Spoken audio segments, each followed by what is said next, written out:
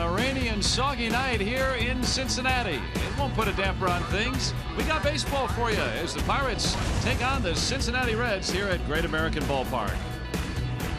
And welcome into the booth. Joe Block along with John Wehner with you here tonight. And last series, the Pirates taking that frame from the St. Louis Cardinals, and in large part thanks to the bats scoring 10 runs yesterday, and John Jaso was a big part of that. John Jaso has done nothing but hit since he's been a Pittsburgh Pirate. I mean, he had a little bit of a slump coming into St. Louis, but he hit the ball well all weekend long. Had a bullet his first at bat right at the first baseman, then he just did nothing but hit. That home run, a big at bat, fouled off several pitches, maybe a handful of pitches before getting a hanging changeup, and then added a double later in the game. So the leadoff hitter has been doing pretty well so far, and now the number 3 hitter, the new number 3 hitter, at least for the time being, and the cleanup man, Polanco and Marte. Those two have been awfully special too. Yeah, these two guys are going to be really good for the Pittsburgh Pirates for a very long time. You know, they can hit, they can bunt, they can run, they can play defense, they can hit the ball in the ballpark. Look at their numbers: 336 for Marte, 16 extra base hits, just one more than Polanco's 15. They're driving in runs. When they came to Pittsburgh, you thought maybe table setters. They've been run producers, hitting the ball in the ballpark and driving in big runs. And Polanco drawing those walks, taking the ball to the opposite field. He's really maturing before our eyes. And the Pirates on a good road trip here. They've got a winning record against the division. Can John Neese continue it? We'll find out next, right here on Root Sports.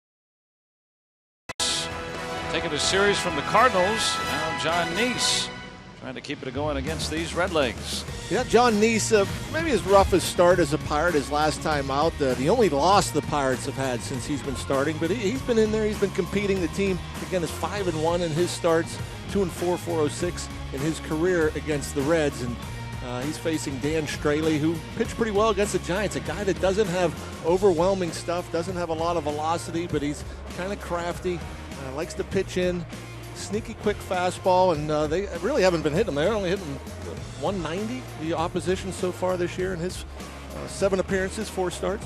may have to try to get to him early. Has not given up a hit so far in the first inning this year. And let's go back to the studios with Rob King. He's got a game break.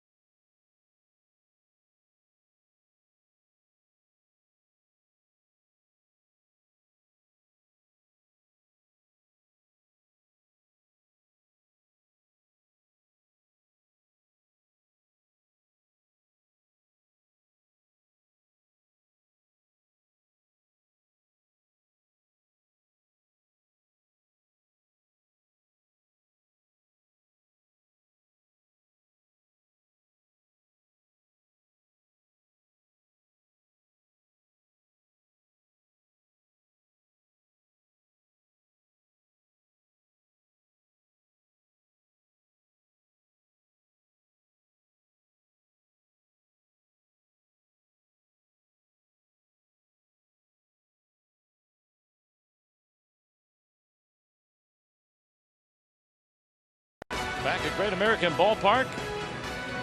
Getting set. Getting ready to try to keep this rolling. The Pirates have taken 2 out of 3 from the Cardinals, and now Dan Straley standing in their way here tonight. Big right-hander. Have to face these guys. Well, let's take a look at the RAV4 lineup for the Buccos tonight. Jaso, McCutchen, Polanco doing well in the number 3 spot. Starling Marte. 3 straight multi-hit games. Cervelli back in there, and then Jung Ho Gong also back in the lineup as well. Harrison Mercer, and then John Neese. Back in the traditional black and gold today after Mother's Day. Well, those uniforms yesterday were pretty cool. Now back to the traditional grays, and Dan Straley in his traditional whites. 7 games, just 30 in the 3rd innings, 5 home runs. So if he does miss up with the fastball, it could go out of the ballpark, especially here in this tiny yard. He'll throw a fastball, slider, changeup, and an occasional curveball. Jaso building off that strong game yesterday with 3 hits. And that's a strike.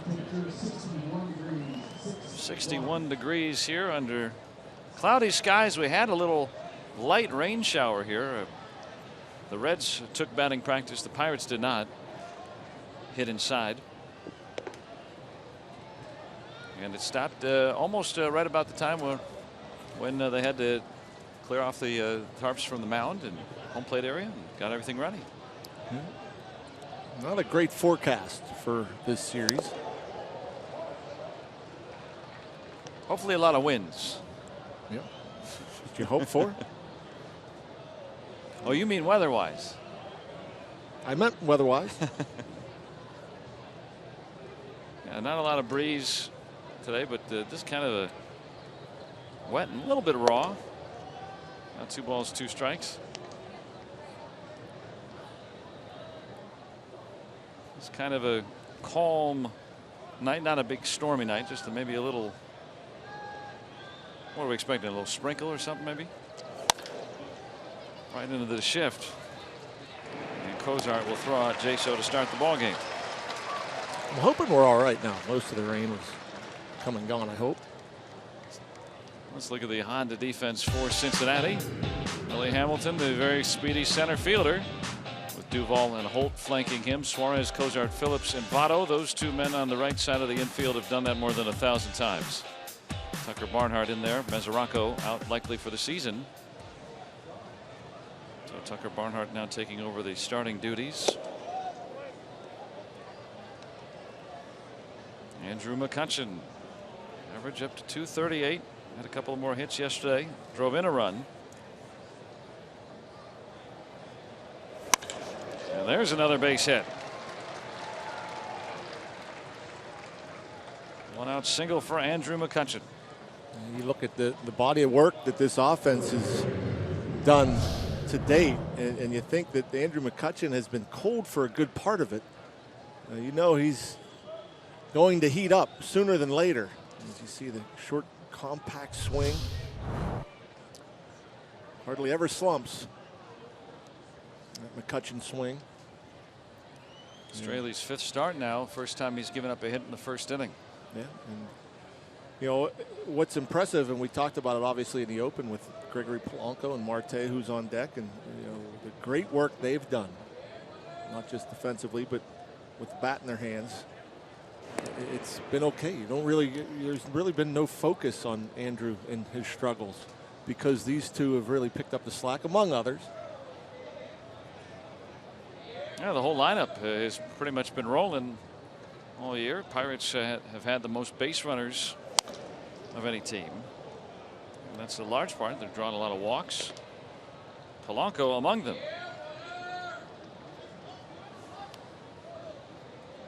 Polanco has drawn more walks than anybody on the team. Greg and I were talking about yesterday the Pirates and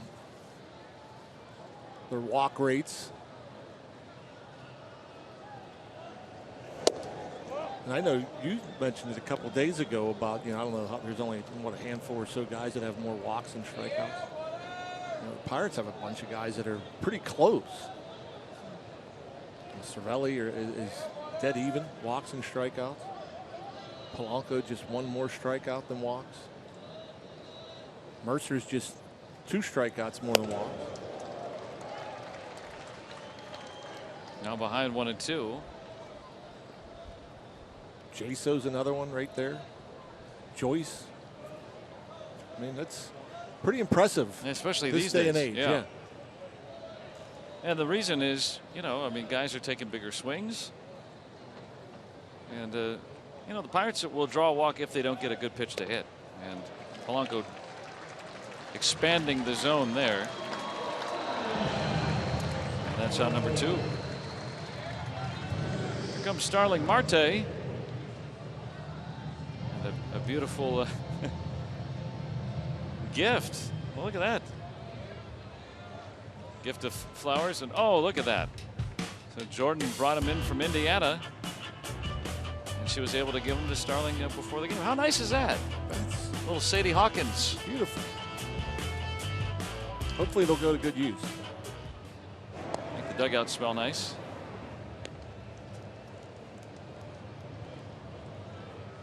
Awfully thoughtful. Yeah, there are Bucco fans everywhere. We're seeing them filing in tonight. I was down on the concourse. So Seeing a lot of folks down there. Already Straley getting the swing and miss at the elevated fastball. Pirate fans look on. 89. And he doesn't get it up over 90 very often, the fastball, but one of those guys with that deception. It looks good to the hitter. Hard to lay off at times.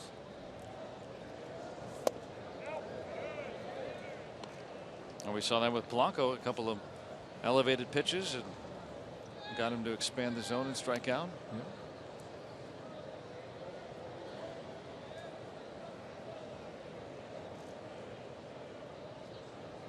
Straley, the red-bearded red.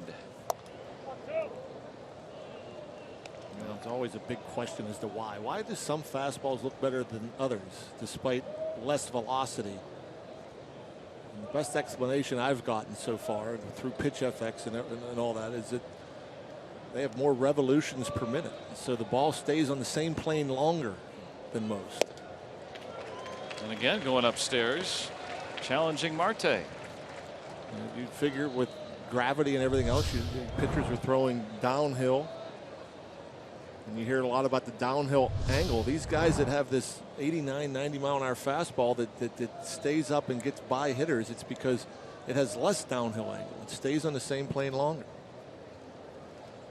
And they have more revolutions per minute.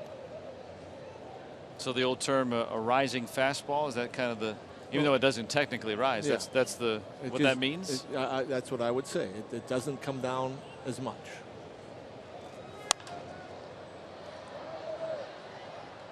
Now, the former Brewer, Marco Estrada, is maybe the best example of that. And Chris Young, Kansas City, starting 6'10" pitcher. He's another one that scratch your head as to why they get so many swings and misses. Marco Estrada, a couple of years ago, and I think his last year in Milwaukee, had more swings and misses on his fastball than anybody. And, low 90s at best. Yeah, I mean, yeah, 91, 92, yeah. Maybe. Change up in the curveball, but yeah, it was the fastball that was getting the swings. Straley, who's bounced around quite a bit, he was picked up on waivers right before the season. He was traded by the Astros. He wasn't going to make the club out of spring training, so he was traded to the Padres. They waived him a couple of days later. He was traded the year before, traded the year before that. But he has been effective for the Reds, who have really needed some help with their starting pitching. Beset by injuries, and Australia right now helping the cause. And Price has had quite the challenge in the early going. The Reds 11-9 at home.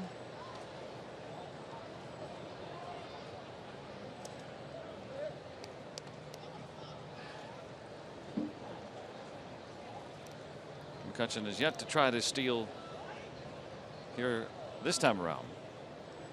One steal this year. Just 3 attempts. Wow. And a couple of high fastballs striking out Polanco, and then Marte to end the inning.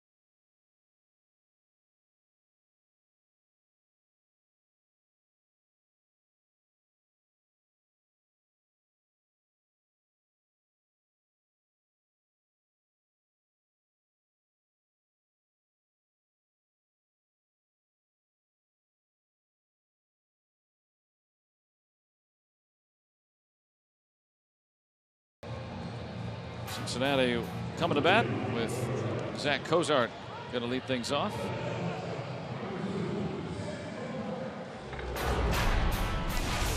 And here's the lineup for those Red Legs tonight. Cozart at 344. Then Billy Hamilton starting to get hot, as is Joey Votto again. Phillips had a huge week last week. Eugenio Suarez, a couple of home runs against the Bucks already. Duvall, Holt, Barnhart, the catcher, and then Dan Straley looking for his first big league hit. John Neese bring you his numbers from Hyundai. 7th appearance, 33 1/3, 7 homers allowed. Opponents hitting .309 against him. ERA up there, rough time his last time against the Cubs.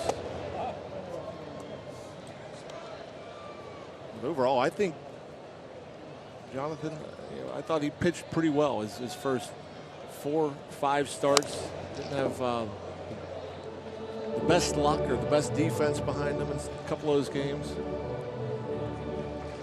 No, I agree. But last time around, he said it too. I mean, he just was off. And for a command pitcher, needing to be closer to on. Curveball hit well to left, and it's out of here from Zach Cozart. Reds leadoff man hits his 4th home run of the year. Cincinnati up 1-0.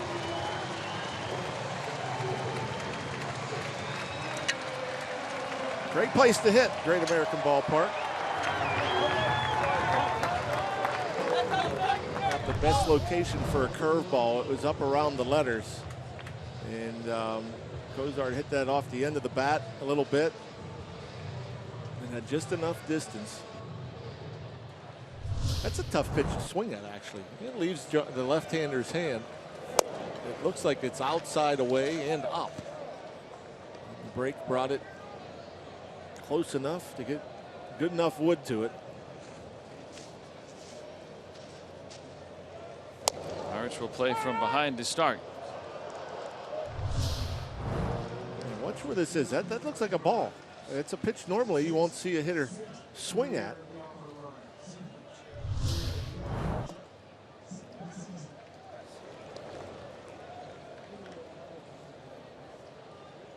That's the 8th home run allowed by Neese here in this his 7th start.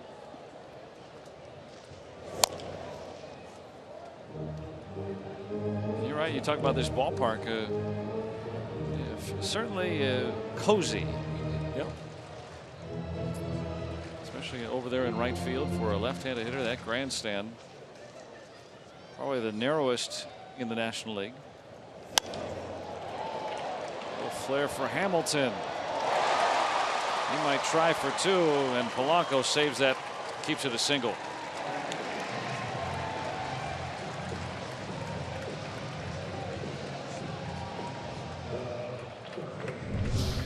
A little bad luck here. This is a little bit of a jam shot off the bat of Hamilton. McCutchen, we've talked about it, playing in more shallow than a year ago. Got a pretty good break on it. Just a bit short.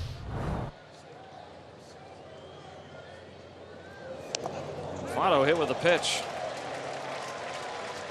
This is a rough start for John Neese.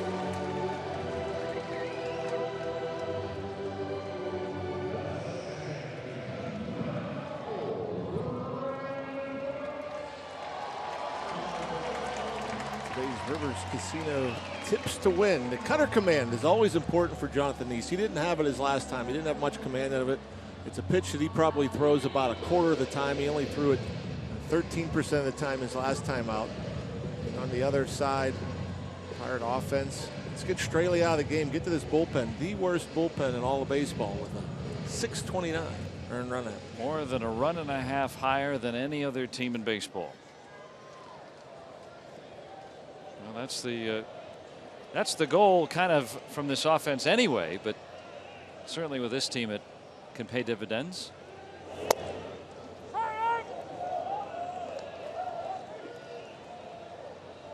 Brandon Phillips last week hit 5 home runs.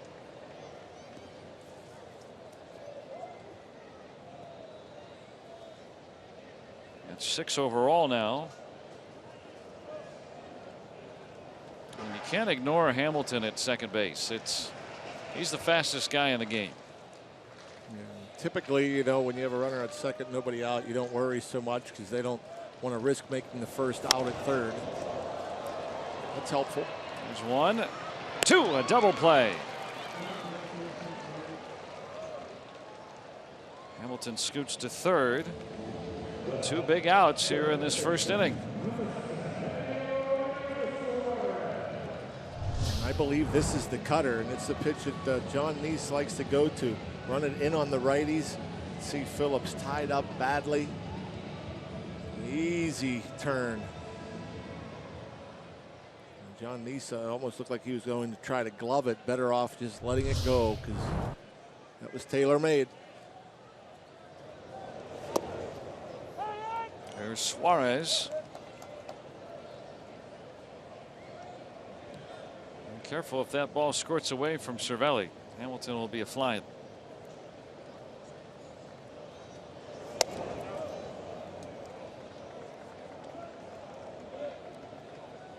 Suarez, a second-year player.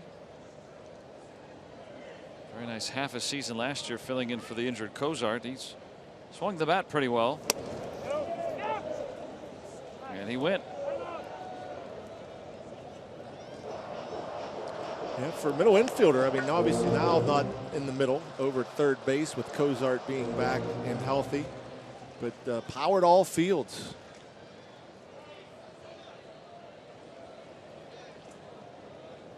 Needs to strike away from getting out of this with just the 1. I figure Suarez, the reason that the fan favorite Todd Frazier became expendable. Yeah, the Reds kind of in a rebuilding mode. They've traded away some of their key cogs. Aroldis Chapman as well. There's the strikeout Neese needed. First 3 reach. Reds settle for 1.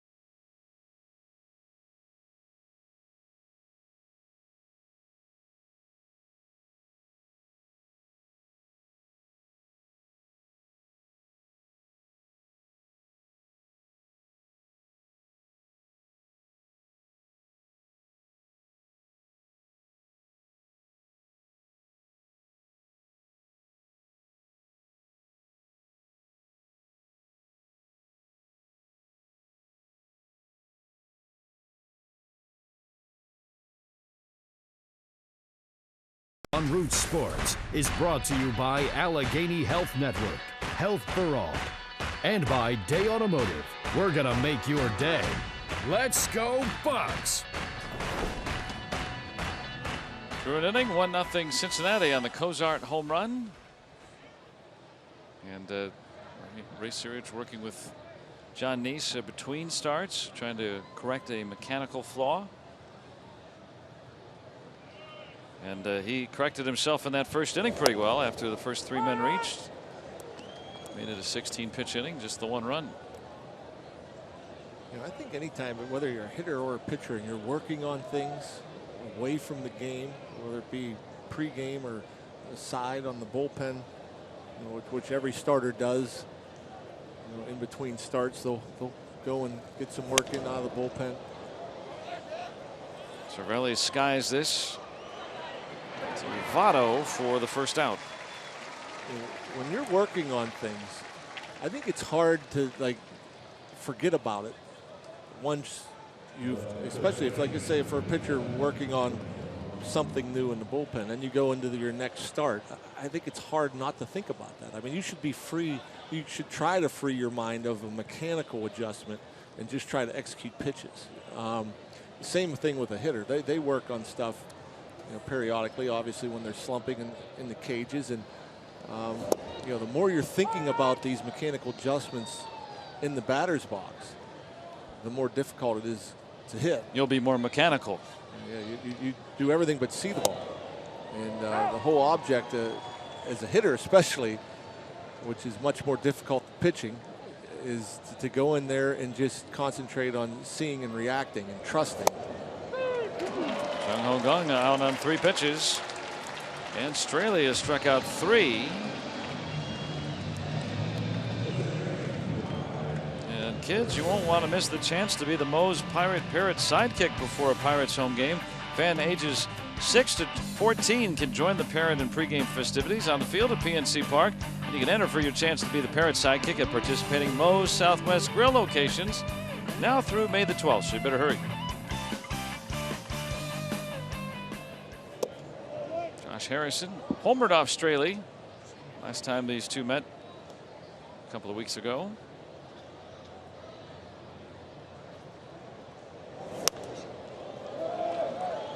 This one will reach the seats.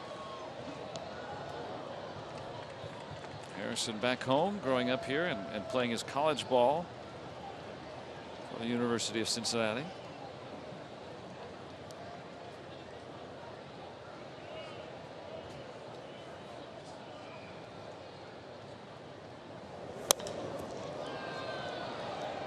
Dan Straley's going to have a quick inning. Needed just 8 pitches to get through the inning. Still 1-0.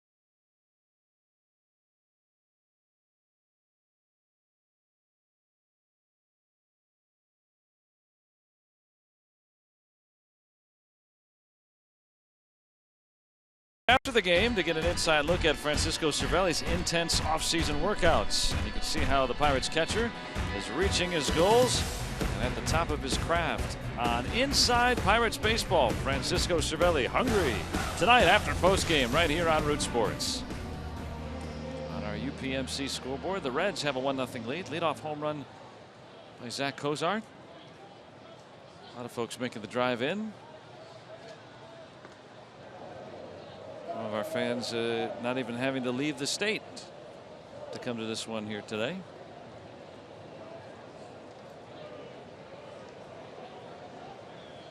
Dear Mom, I'm at the game. Send money.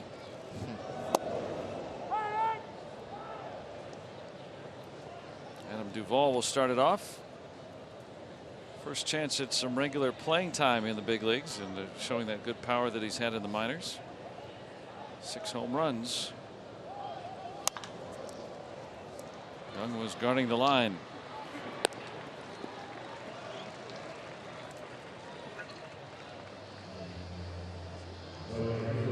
One quick out for Nice.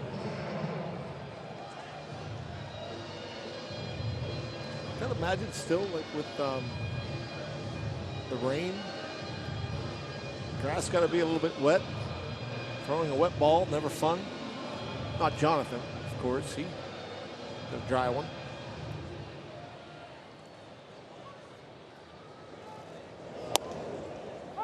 Now what about for Jung Ho Gong, coming back from that terrible leg injury? You know, a little slick out there on the grass at least. So good thing he gets to plant on the dirt. But if he has to come in, you know, like this, it's a base hit.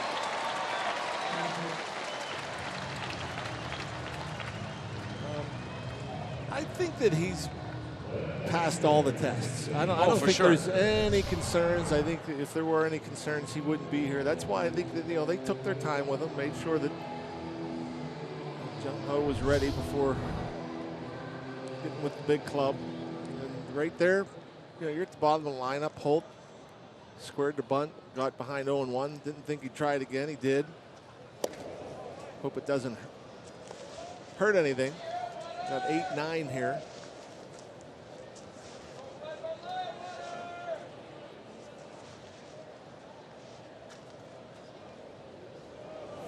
Tucker Barnhart fouls it back.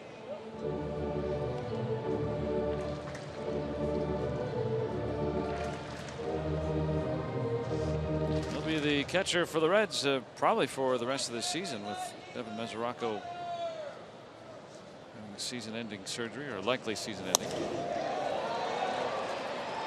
Blanco playing shallow, getting the second out.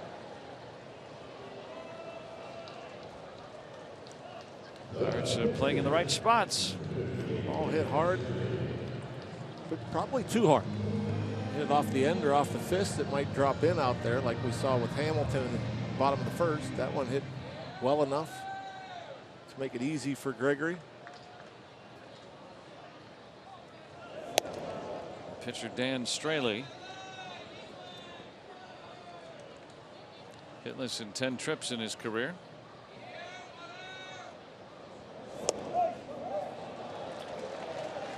Holt's going to move up at least a second. He took a big turn.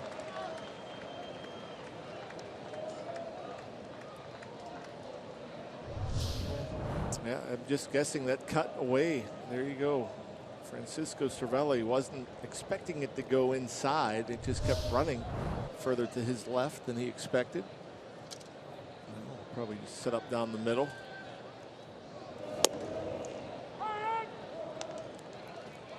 This year, Straley has struck out 6 of the 7 plate appearances.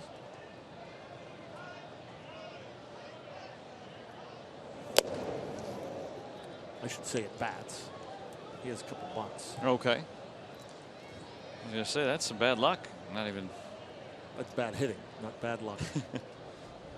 No, always be up there when you have to swing the bat. Yeah, I got you. Like there. And Nice gets out of the inning. 1-0 as we go to the third.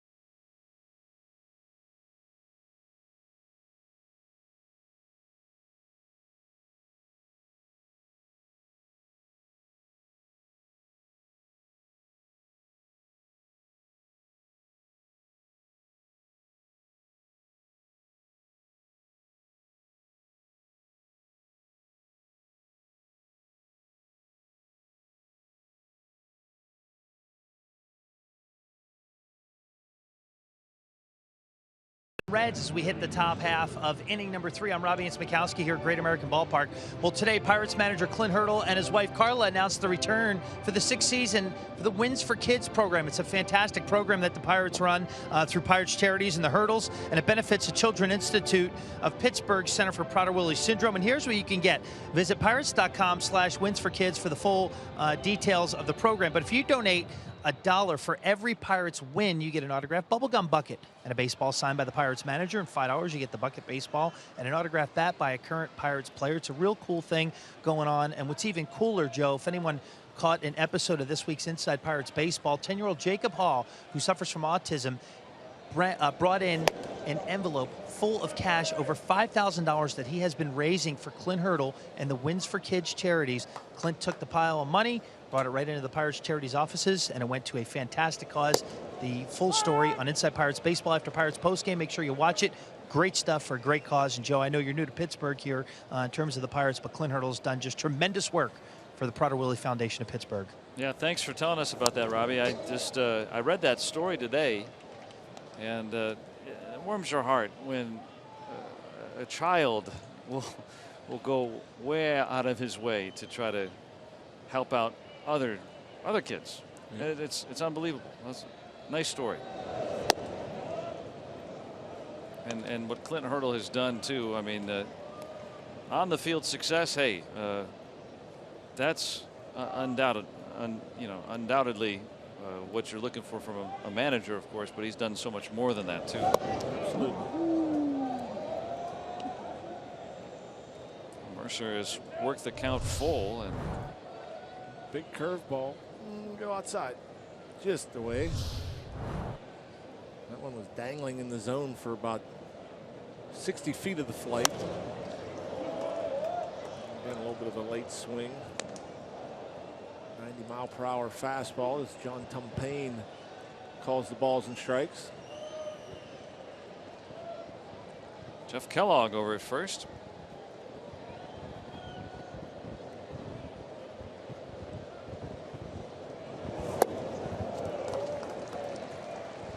Mercer will work the leadoff walk.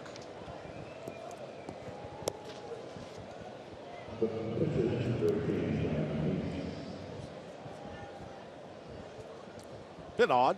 Throw a breaking ball in that situation, leading off. 1-run game. It's early, but still trying to get the chase.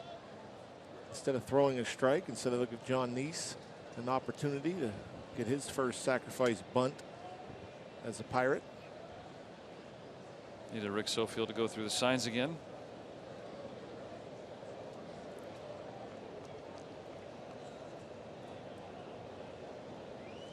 Reds have an idea. The corners are coming in.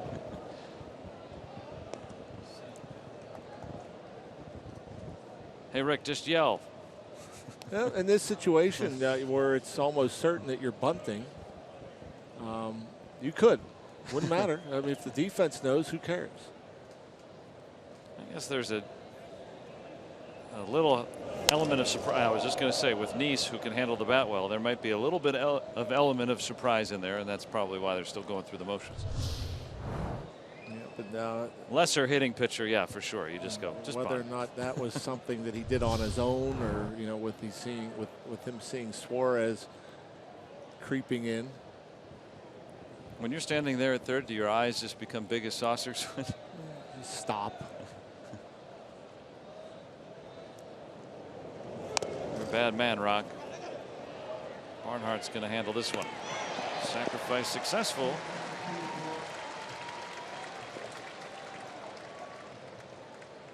Mercer at second now with one away. Hey, Kids Days are back at PNC Park for all Sunday matinee games, and all kids 14 and younger receive a kids-friendly Pirates item. Get to the #1 Cochran Family Fun Zone on Federal Street before the game, and then after the game, kids run the bases. Compliments of the original pizza logs. For tickets, go to pirates.com.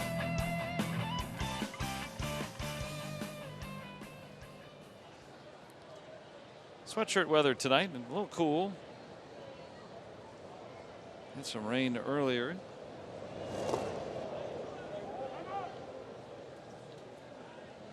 John Jaso grounded out back in the first.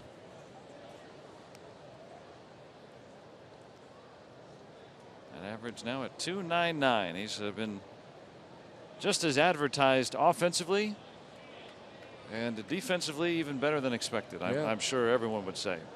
Nobody talks about it, and that means he's been doing a great job. Nobody's even brings up that he's a first baseman, you know. Never played there. All of a sudden, fits right in. That'll move the runner, but now 2 outs. Yeah, the Pirates first baseman, all of them this year, no errors. 30 last year. So I mean that's a huge swing. Yep. Helps out the pitchers. And he's made the picks over there on throws, errant throws that have come a little short. He's done everything, and he's worked very hard at it to become comfortable. Now that's the key. Here's McCutchen. Andrew with a base hit back of the first. That's the lone Buccos hit to date.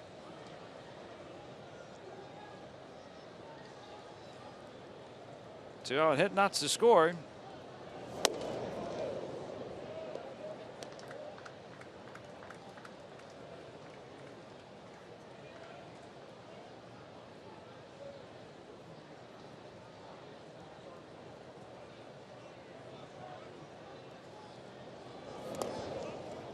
Barnhart can't find it at first. He's a good catcher. Former Mr. Baseball in Indiana, Tucker Barnhart. Yeah, the fastball, you don't anticipate the fastball being in the dirt, and so you don't really put yourself in a position to get down and block it. And you don't really have enough time to get down and block it, so you just try to pick it more times than not. A lot of times is you watch a catcher with 2 outs, a runner in third, you can kind of tell if it's going to be a breaking ball just by the way the catcher sets up. See how he's set up? You can tell it's going to be a breaking ball. He's kind of up a little bit higher. He's in a better position to block the ball on that slider. They kind of stay down lower when it's a fastball. Can you see that as a hitter? No. No, you're not allowed to look behind you. Tried to get a swing, but does not. The crew chief, Jeff Kellogg. Well, I guess you're allowed to look behind you, but you'll be getting hit a lot. Not close to being a swing.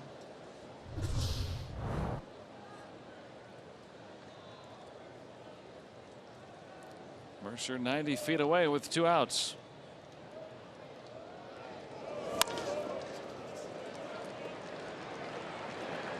Cozart will get the Reds out of the inning. Leadoff walk left stranded. Still 1-0 Reds.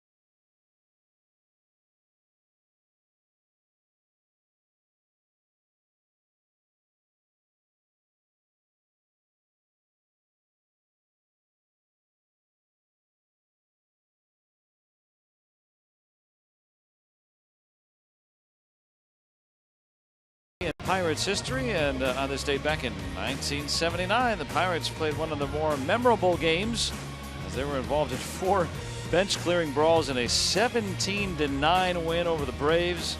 4 players hit by pitches, brawls that resulted 5 players were ejected, both managers gone. Omar Moreno, Tim Foley each with 4 hits, scored 3 times. How about John Milner's grand slam in that game? Bill Robinson with the 2-run shot. I remember a brawl in Atlanta. I'm not sure if it was the same game where Ed Ott grabbed somebody's helmet and tore it apart. It was the craziest thing I've ever seen. He started punching it, cracked it, and then tore it apart. Mozart, who homered his first time, retired here, 1 away. Yeah, baseball is getting a little bit more civilized. I don't see as many of those.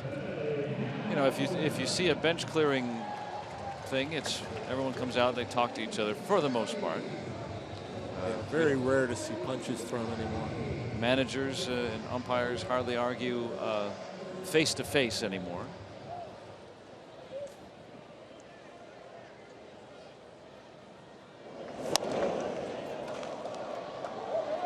Speedy Billy Hamilton with a base hit back in the first.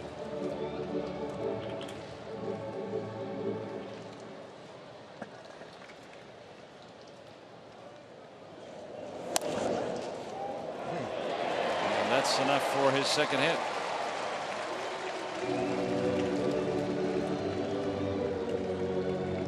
It's kind of fisted, a little bit of bad luck. John Jaso didn't get the best of jumps on that ball. Hesitated. Still would have been a tough play if he was able to go over there. You'll see he kind of reacts a little slowly.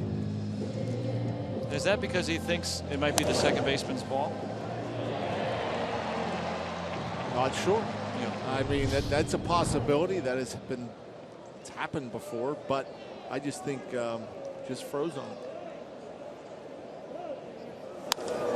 Otto, hot shot. They get 1, 2, a double play. That 5-6-3 double play with Jordy Mercer covering.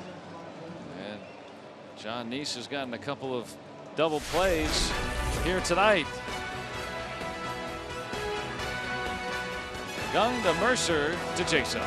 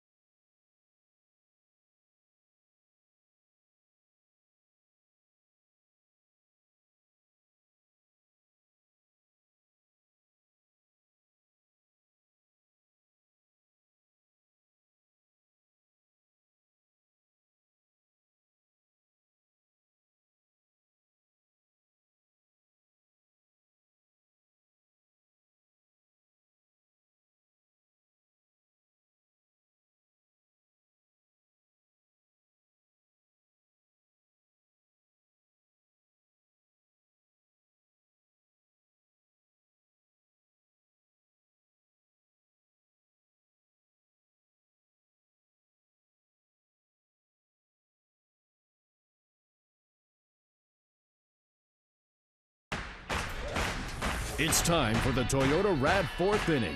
The all-wheel drive RAV Hybrid has performance that will make you rethink hybrid. Let's go Bucks!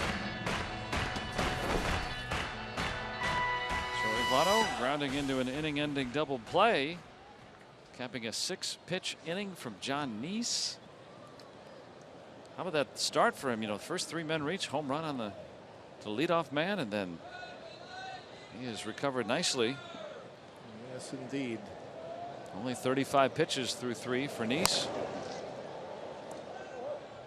curious the second time around, especially for Polanco and Marte coming up in this inning, as Straley kind of picked them apart in those at bats and got them to chase. Yeah, and I'm sure frustrated because you don't see those guys chase pitches that high in the zone, and they're very late on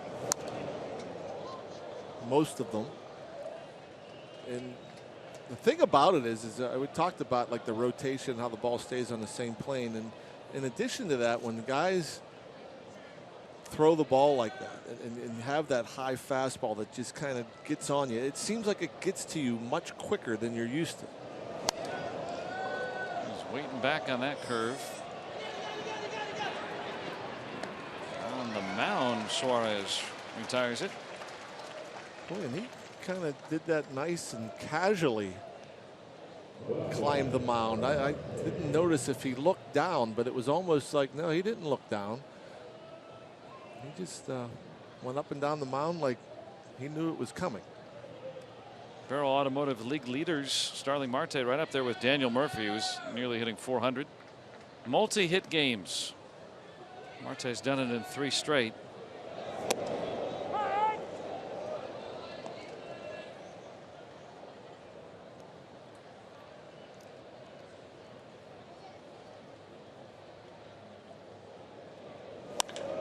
There's a base hit for Marte. Yeah, and it's kind of strange as we watched the Polanco at bat, all breaking balls from Straley. And now the Marte at bat, he threw the first pitch fastball in their first strike, and then he throws him a slider right down the middle. You would think, I mean, he didn't try to throw it down the middle. He tried to throw it down and away, as you saw Barnhart set up.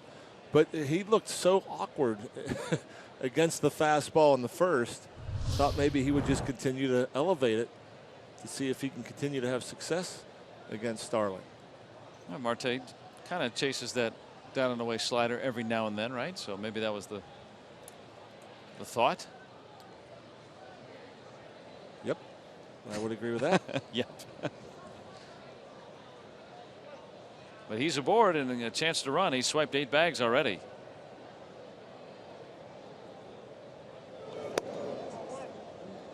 Cervelli popped out foul to first. Hey, Joey Votto, I'm going. Get ready.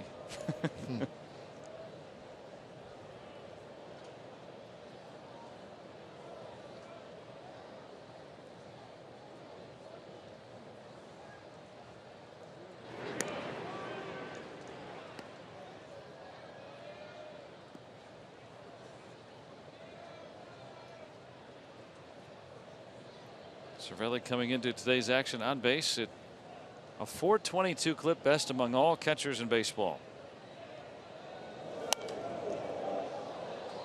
He's drawn a lot of walks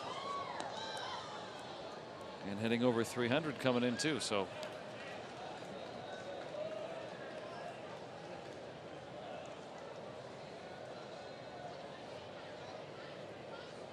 and look, these are all the catchers in baseball. I mean, Molina up there, Lucroy, Ramos and Grandal are some good hitting catchers too, but Cervelli high atop that list.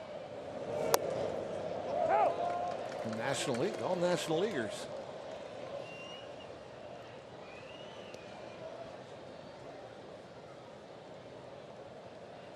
Another thing could happen, especially if Straley, if he continues, I mean, most of his fastballs have been up in the zone, and he's gotten some chases. When he throws it down, again, because the ball kind of stays on the same plane, it looks to the hitter like it's going to be down below the knees, and it just kind of stays there. You saw Francisco turn and ask John Tumpain, about that pitch at his knees. Marte's running, and he's in after Cervelli strikes out. 9th steal for Starling Marte.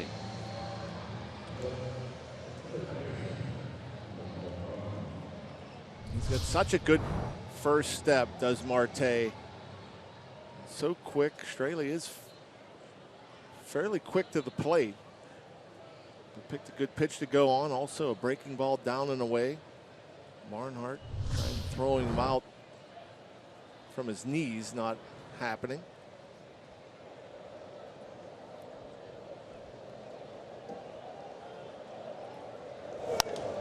Young pops it up.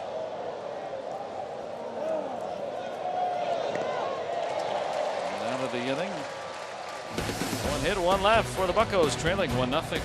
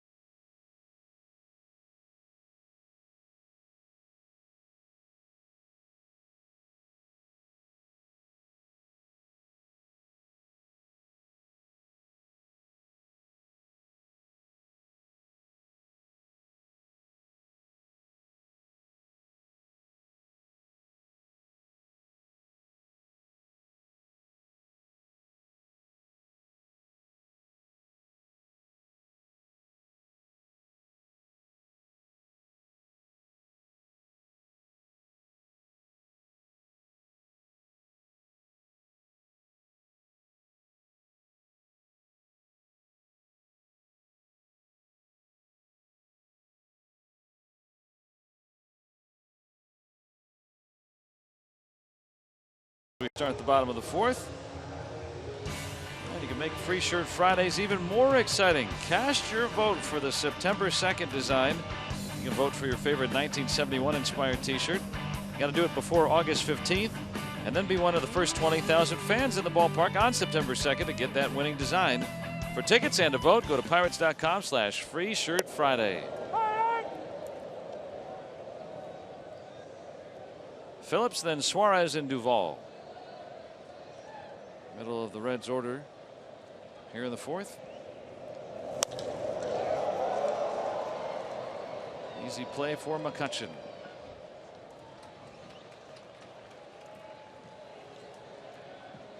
John Neese allowing that leadoff home run to Zach Cozart. And that's the lone tally. And now look at that, 37 pitches. We're in the 4th inning. Yeah, just throwing it in the zone. He has the movement, the command. There hasn't been a whole lot of hard contact. Ray Searage has to be pleased thus far.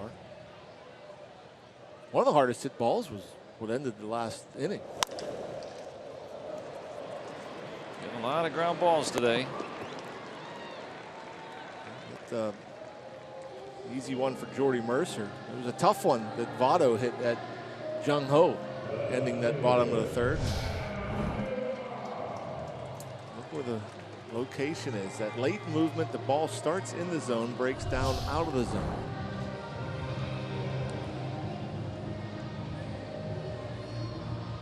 Jung Ho, that was a handcuffer from Joey Votto that he was able to knock down.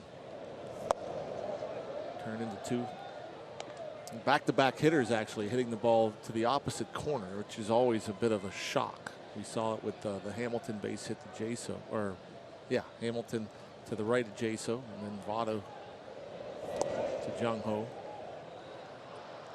Surprised there that John Neese didn't come right in there with a first pitch strike to Adam Duvall, figuring 3 pitches, 2 outs. There was no question Duvall was taking a strike. Not so sure now with the 2-0 count. Yeah, he likes to swing the bat. He's had some power down in the minor leagues. Already 6 home runs in his first extended time in the major leagues. Grew up about 100 miles from here in Kentucky. Playing his college ball at Louisville. Not Louisville, right?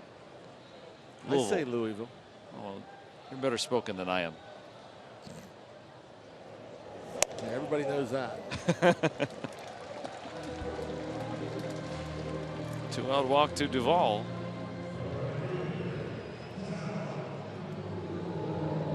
Tyler Holt tried to bunt his way on and did back in the second inning.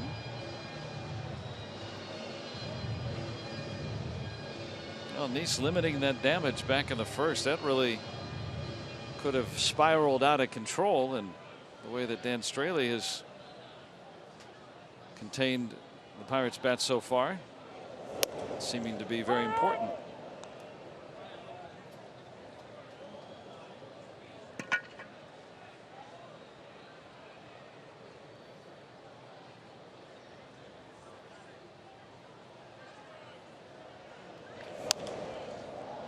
Now 2 strikes on Holt. The Reds have a lot of new faces this year, not only because of some of the trades that they made to bolster their farm system, but also just ravaged with injuries. Ryan Price has really had a challenge at times to either fill out a lineup card or just stock a pitching staff.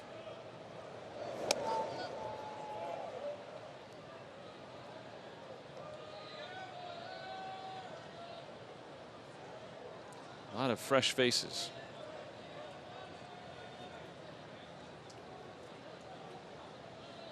Well, the Reds have already used 9 different starters.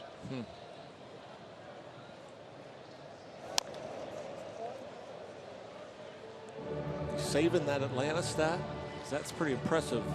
The pitching stat you told me about from '93.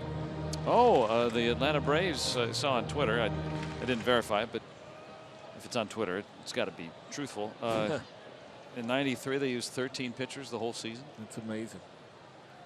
A lot of teams with 13 on the current roster. Yeah. Pirates included.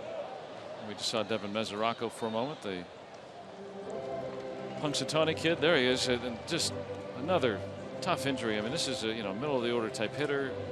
Their catcher, who has missed a large chunk of time already. Labrum surgery? Yep, shoulder.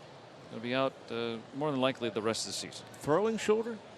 That's, to me, I think tearing or having labrum surgery are maybe worse than Tommy John.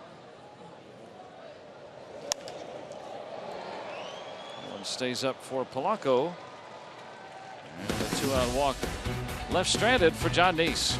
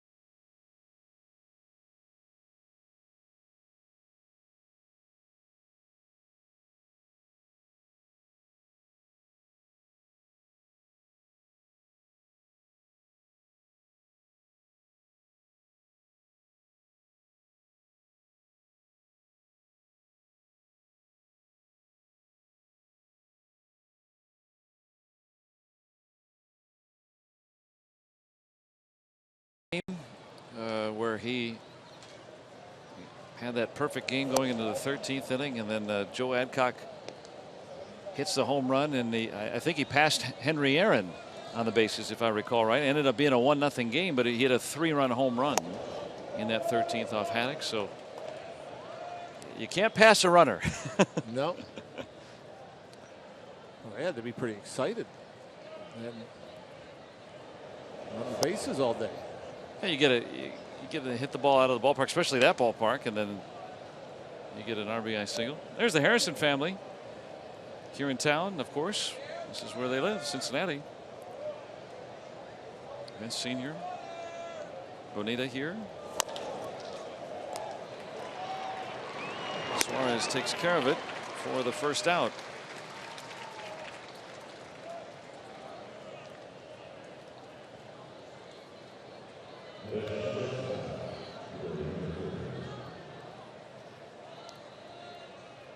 Harrison 0 for 2.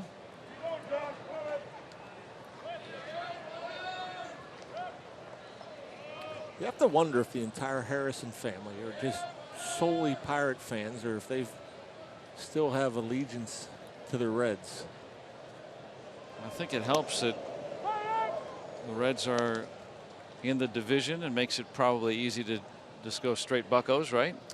Yeah, and then you wonder, when they're done, or when J.A. retires, do you go back to rooting for the Reds, or do you continue to root for the Pirates? I think they've changed allegiances by now.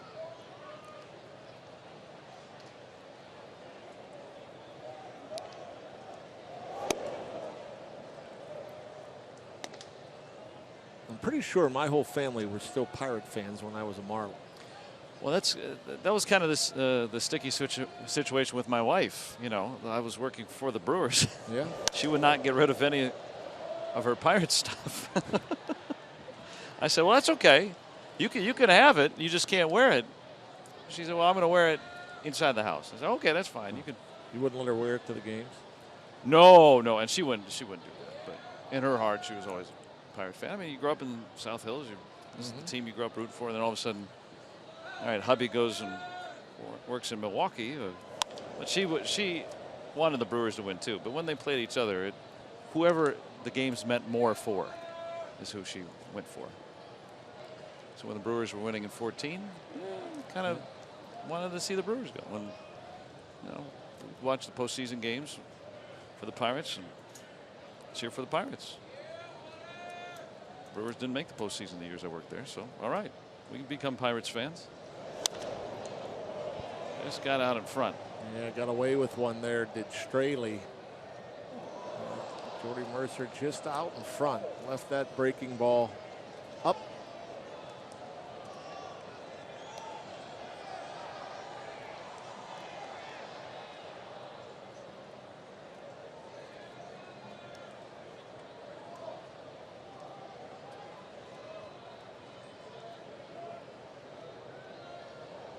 Two.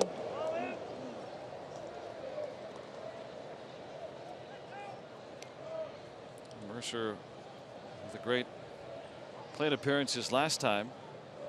Ended up working his way for a leadoff walk here with one out.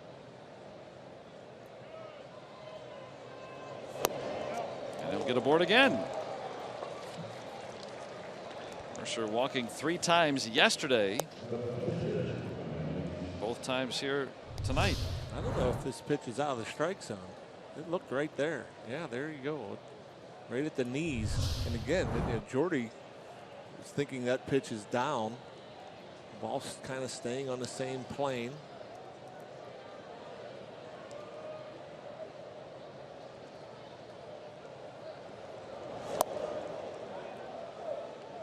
John Neese trying to move him over again. He did successfully last time.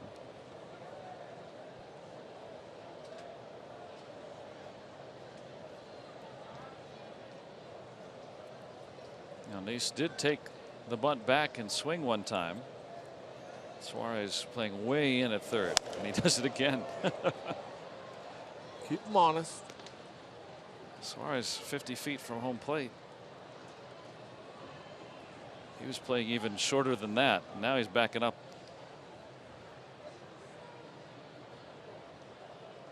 want to keep my teeth. It might have helped as far as knees because he bunted the ball down that way his last time up. It might have helped keep Suarez at bay because typically when you bunt the ball to third, you should get the out at second. And it was a similar bunt back in the third inning that he ended up just going to first. But if you're third baseman, you're kind of charging. As you see, Suarez even there stayed back some. You know, when the pitcher squares, you want to get in there as far as you can because if they do make the mistake of bunting it your way, you should get the lead runner.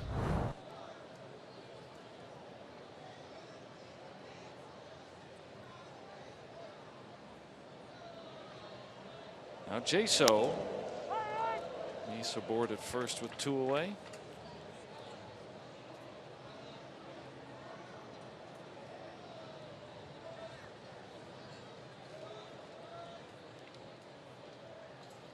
Dan Straley is not allowed an extra base hit yet.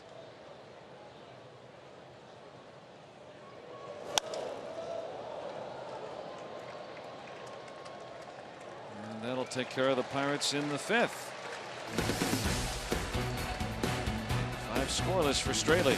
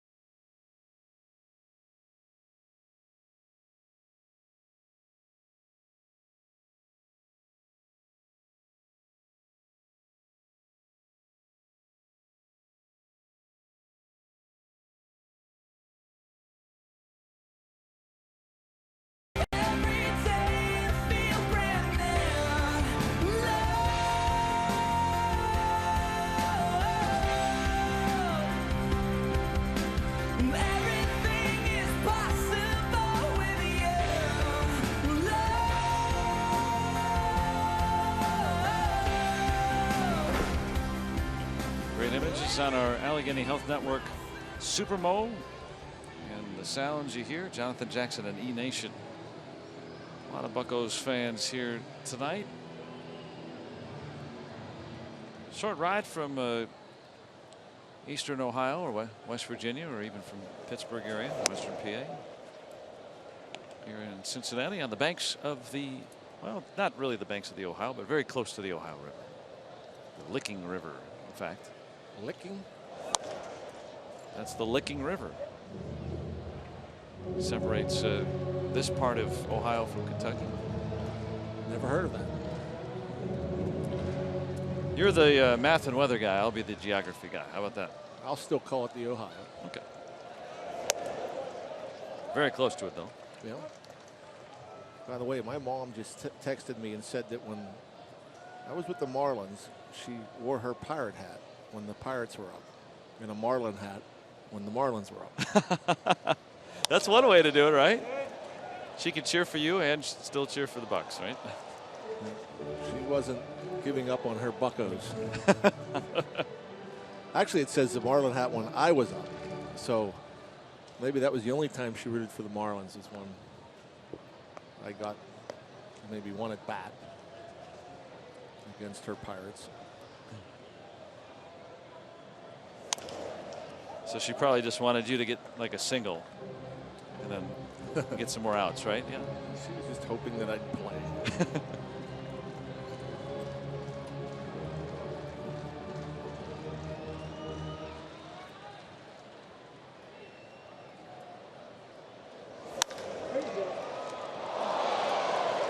Mercer with some hot feet.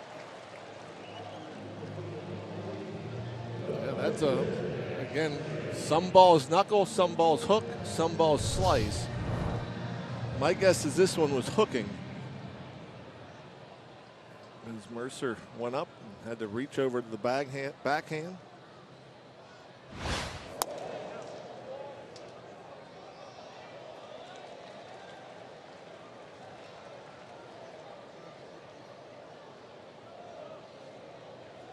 Straley having to swing away now.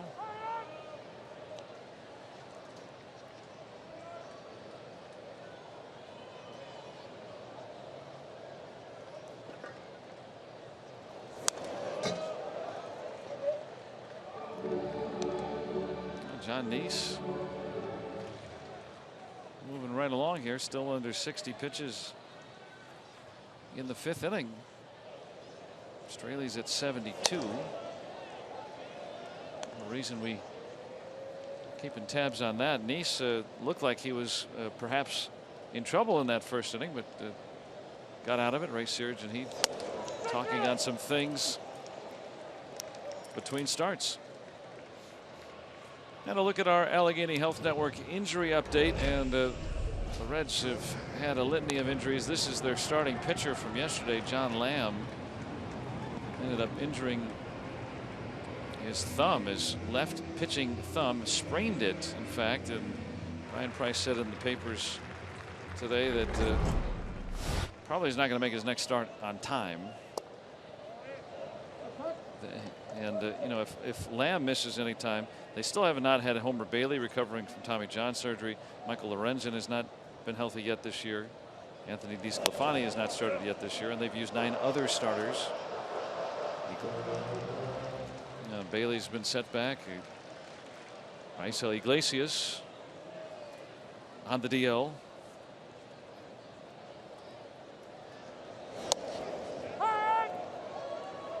Yeah, that's tough to do.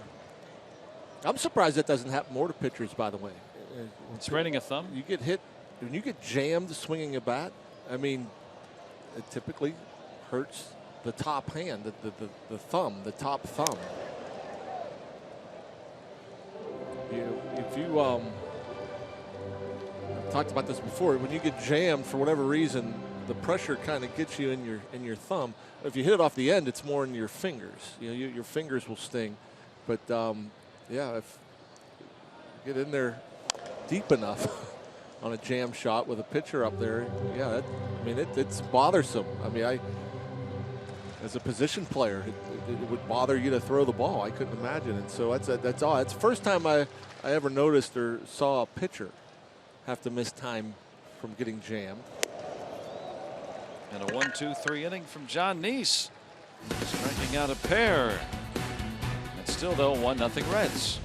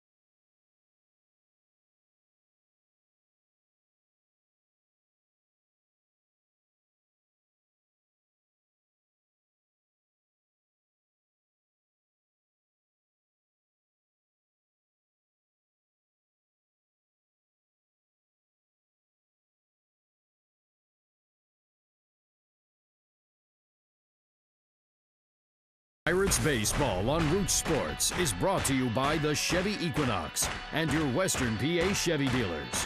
And by Barrel. We'll beat anybody's price. Find out more at barrel.com. Let's go Bucks! 1-0 Cincinnati.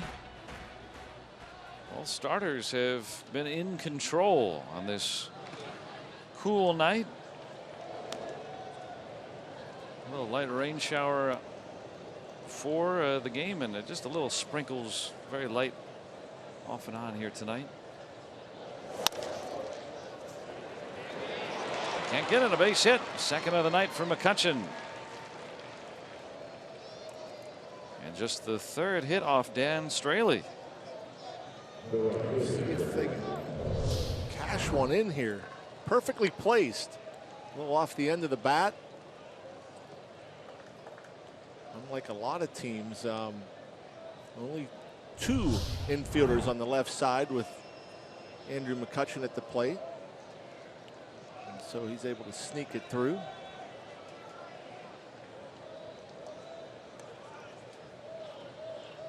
Polanco has struck out and popped out.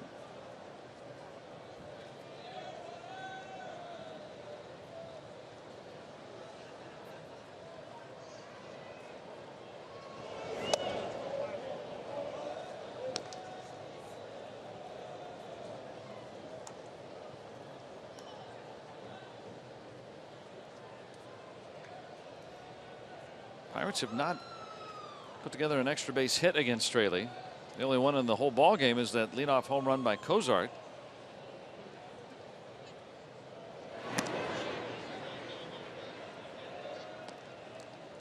Pirates coming off of a 10-run performance in St. Louis yesterday afternoon.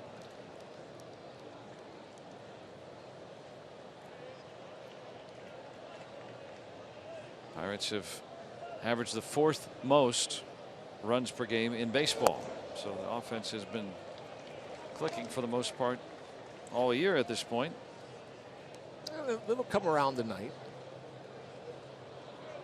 When we talked about it, the Reds bullpen has certainly been their Achilles heel, but the way that Straley's pitched, I mean, if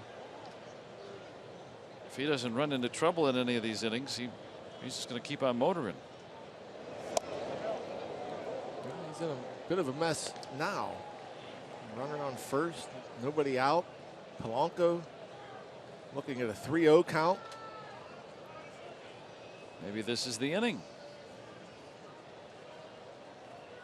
Marte to follow. He's got the other base hit. Marte might have been leaning a bit there, so Straley tendering a throw.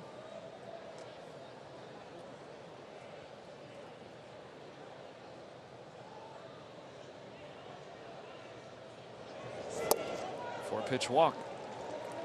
First time tonight, the Pirates have had multiple men on.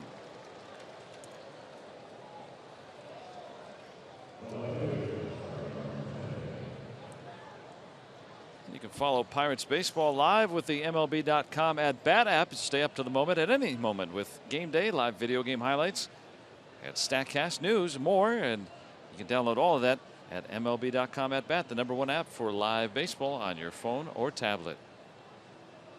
He's doing it right now. Great opportunity here for Starling Marte. Up to 339 with the average.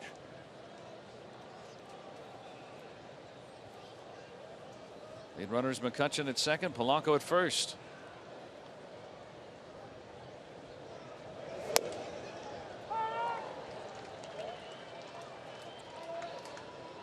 Really amazing that Starling, his RBI total just at 14. He's hit well in these situations with runners in scoring position. Seems like everybody in the Pirates lineup has been driving in runs pretty equally. Yeah. I mean, he's 361 with runners in scoring position. He has 13 hits. 2 of them home runs. 3 doubles. And this one will load the bases. Rick Sofield holding up McCutchen with nobody out. Another base hit for Marte, his 4th straight multi-hit game. And I guess he's had that happen to him a bunch. Hit a base hit with a runner in scoring position and not get an RBI. Another breaking ball there off the end of the bat. Soft serves it into left.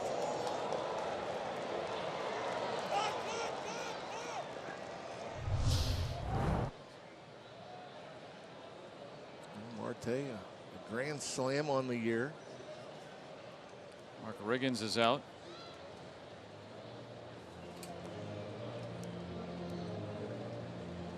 So you do up the math. You take away the grand slam. He only has 10 RBIs. But has 13 hits with runners in scoring position and only drove in 10.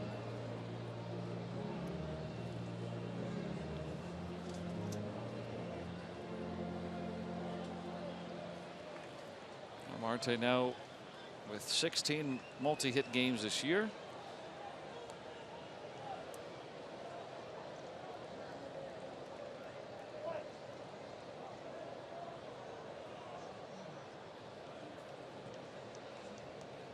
Chance for Cervelli here with the bases loaded.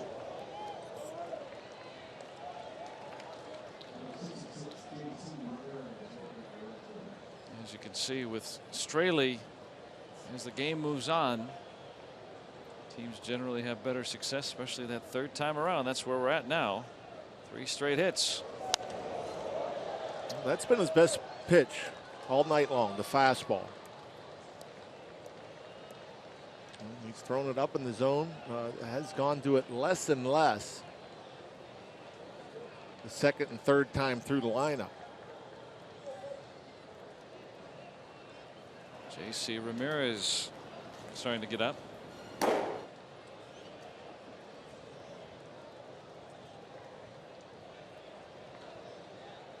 And the pitch.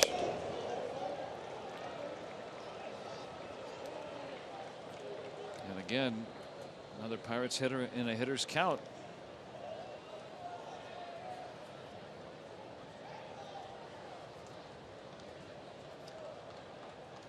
And good speed on the bases as well.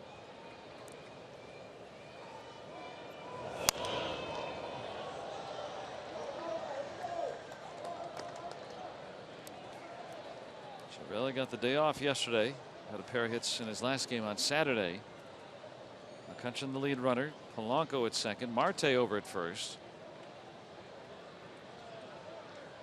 Pirates trying to break through.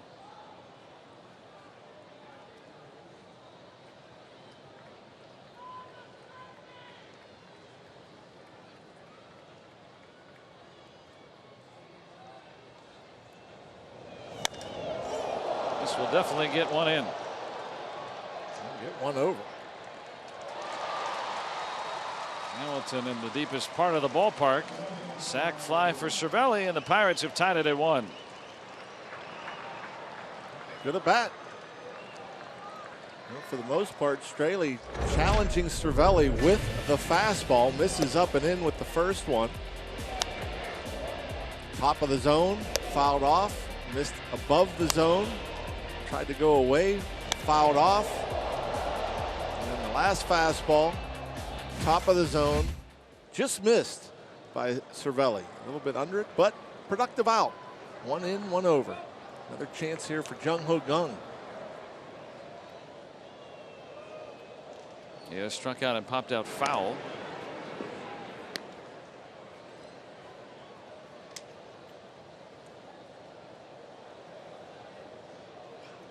I was just looking at our numbers with the bases loaded, and I thought, boy, that's a lot of opportunities with the bases loaded the Pirates have had this year. It's a 51st. That'll get another run home as well. Another productive out. You don't always need hits to drive in runs.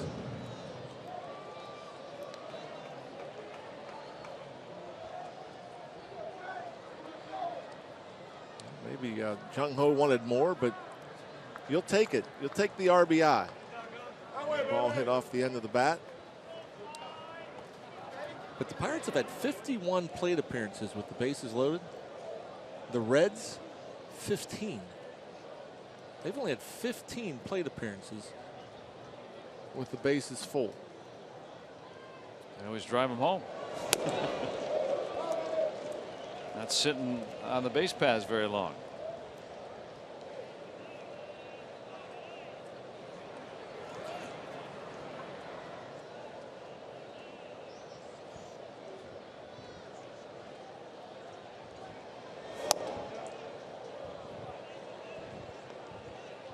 Jay Hayes had a bunch of clutch 2-out RBI base hits.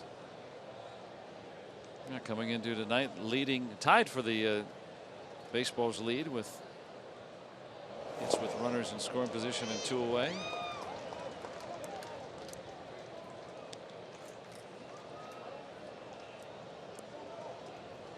Pirates taking the lead, loading the bases with nobody out, striking for 2. Still got Marte at second. Now Straley's pitch count at 90.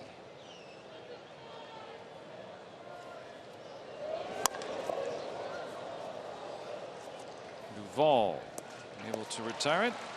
Pirates get a pair and take the lead as we go to the bottom of the 6th.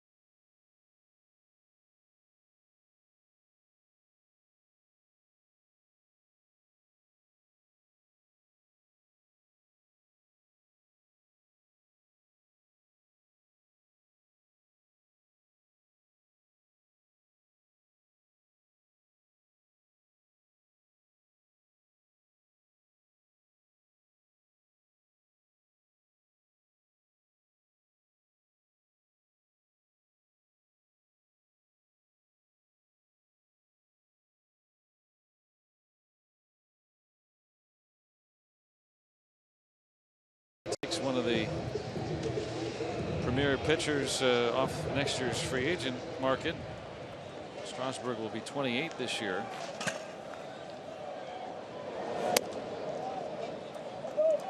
Here, John Neese working with a lead for the first time.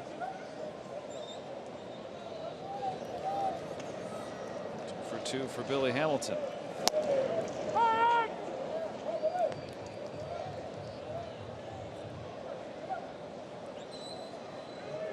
Playing even with the bag,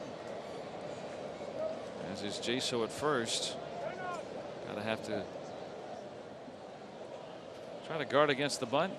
See where Josh Harrison is. That's where J.A. will kind of trick him into bunting it. No bunt, but a hard hit ball, line drive right at Andrew McCutchen. Barely had to move. But we saw that the last time we were here in Cincinnati. Hamilton tried to push a bunt Jay Hayes' way and he robbed him. And Neese says, my bad, but it's just an out. You can see there as Jay Hayes started creeping in just in case Hamilton. thought about it.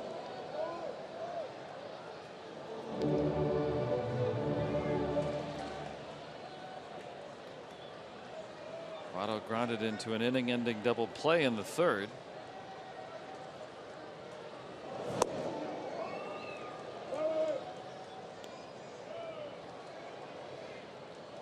Nice has been able to work a couple of double play balls, and the Reds haven't had multiple runners on since the first.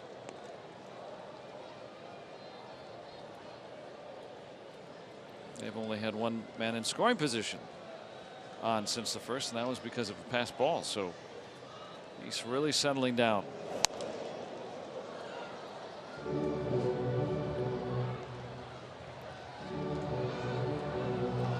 Still just 73 pitches and out here in the sixth. Yeah, that's important. The Pirates' middle relief has not started off well this season. You get to that seventh inning with a lead, you feel a little bit better. That is out of here. And again, another ball just over the wall. Joey Votto goes Oppo for his fifth.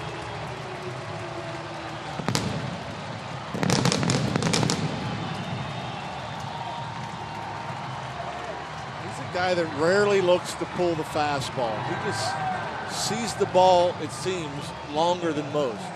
You don't see him chasing breaking balls because he just waits and waits and waits. Probably hits the ball deeper in his stance than any other major league hitter. And Nice can't believe it. He thinks it's a pop-up. It's a fly ball. 328 down the line, and second row in.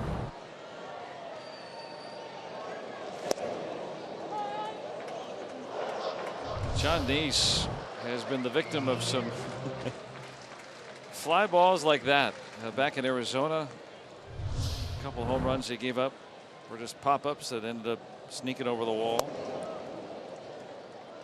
There really wasn't much lower half to that swing, just all upper body. And he gets into protection mode, especially with two strikes. He's always choked up on the bat.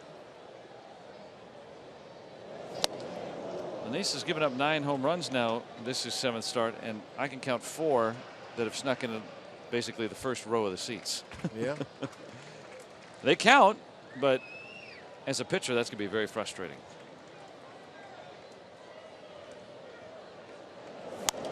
Was there 2 in the Arizona game?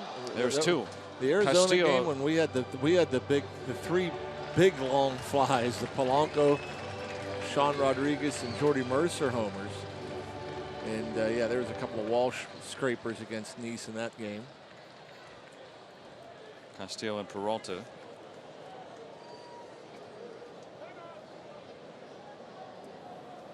This is after the fireworks were blown off following the home run.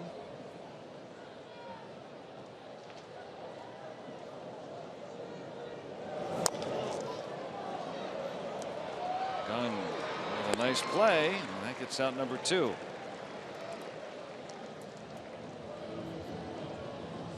Yeah, nice easy hop.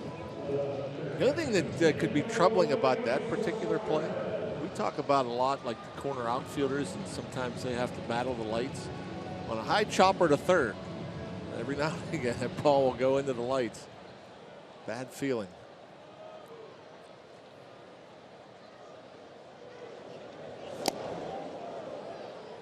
Foul tip.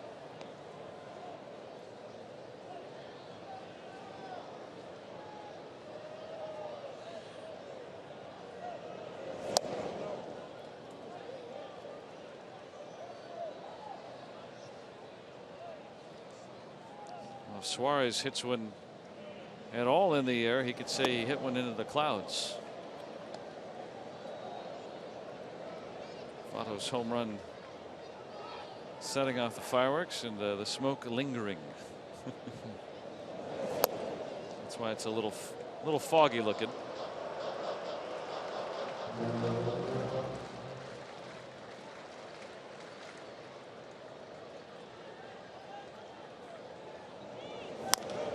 Now full on Suarez. Suarez was thinking of nothing but hitting another home run there. 3-1 count, just looking for a pitch that he can lift to the pull side. Big aggressive swing, and Neese had him out in front.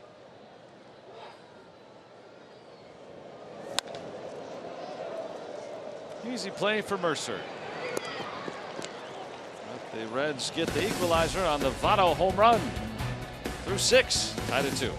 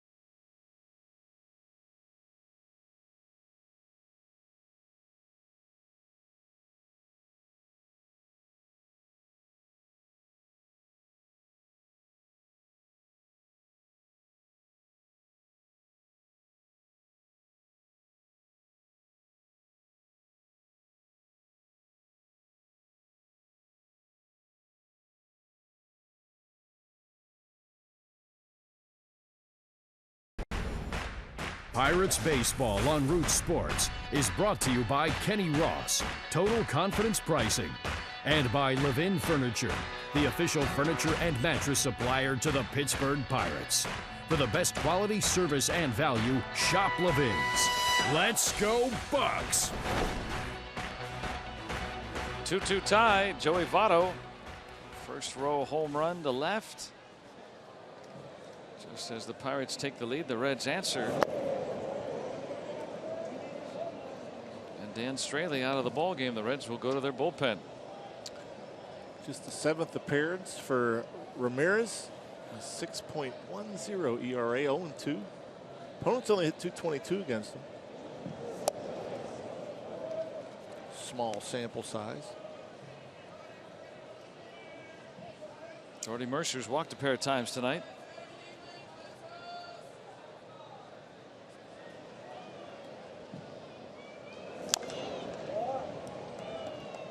Dan Straley went 6. Gave up 4 hits, a couple of runs, walked 3, struck out 4.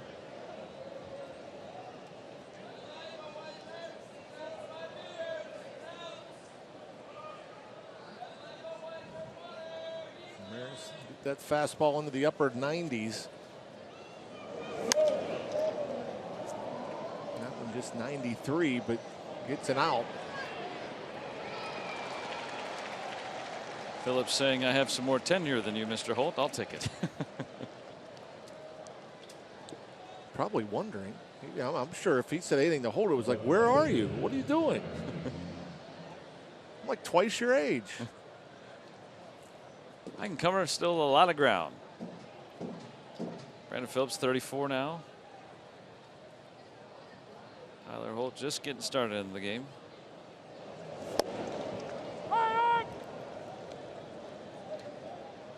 John Neese, 85 pitches through 6, so going to pitch the 7th. That's why he's batting here.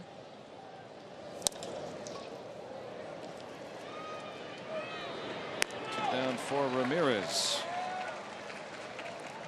On the latest Inside Pirates Baseball, Jacob Haw, 10 years old, forming a tight bond with Clint Hurdle through his fundraising efforts. And we investigate what's behind the Pirates' new celebration move and much more on Inside Pirates Baseball, presented by Allegheny Health Network, tomorrow after postgame, right here on Root Sports.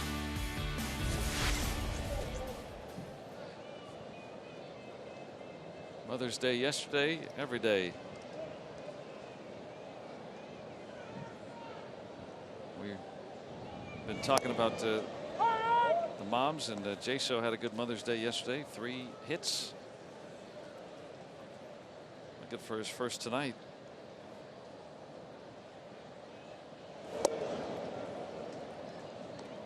Pirates with just 4 hits. The Reds with 5. They've hit a pair of solo home runs. Both have just snuck over the wall. Cozart to lead off the game, and then Votto in the 6th.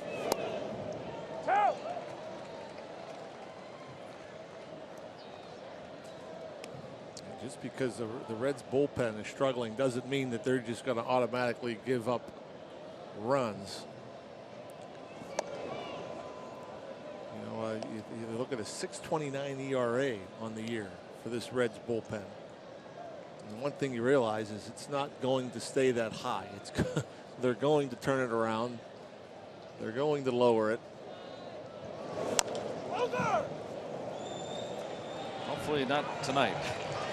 It goes down a bit as Pirates retired in order here in the 7th.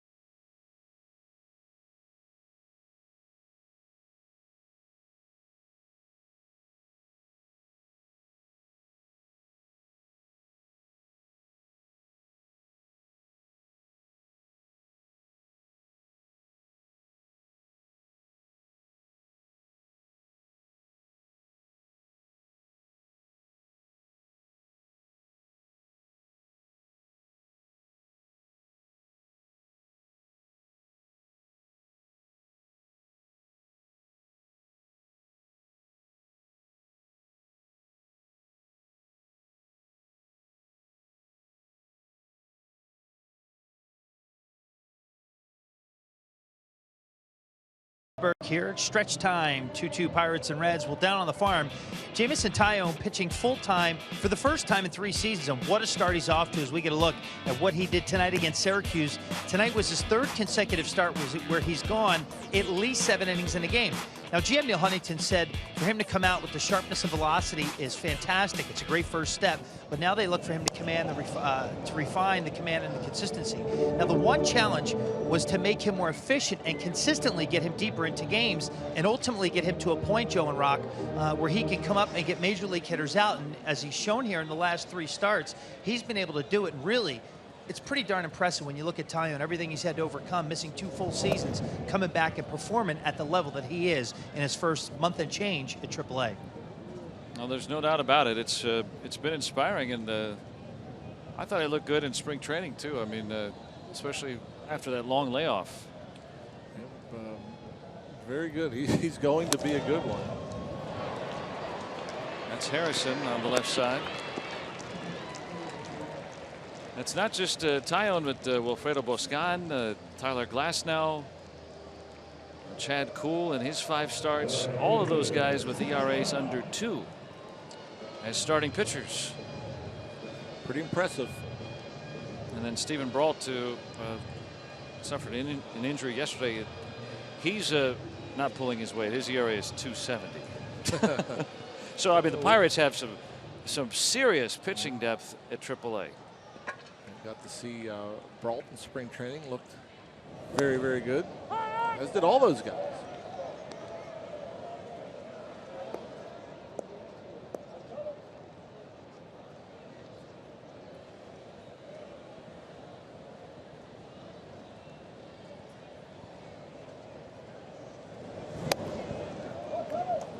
pitch in the UPMC Sports Medicine strike zone. Nice getting the call on that pitch below the zone.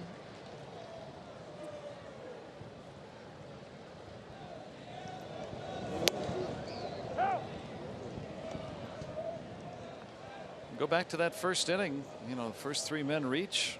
Home run in the first batter of the game, and he's got a double play ball, then struck out Suarez, and he has been on the move since then. A couple of solo home runs. Yep. It wasn't, you know, obviously, a hanging breaking ball that left the park. Leadoff batter, Cozart. The Hamilton base hit wasn't hit that hard, and then he just so happened to hit Votto with the first pitch. So it seemed a lot worse because it was 3 batters in, a homer and 2 base runners. But you're right. After that, got the big double play ball, and it's been kind of just cruising along. Very efficient, working fast, getting a bunch of ground balls.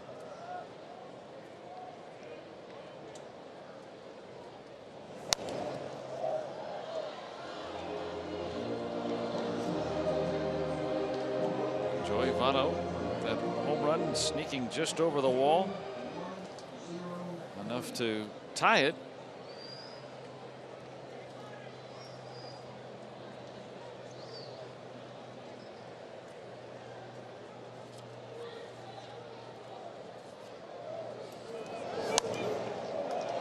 Keeps running that cutter in on the hands of Tyler Holt. Holt keeps wasting them off to the right side.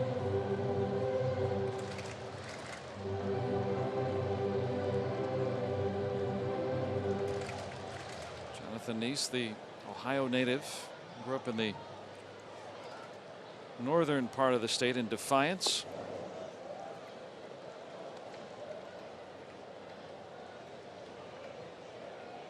Fourth straight Pirates starter to complete 6 innings, so it'll be up to Juan Nicasio to complete that turn tomorrow.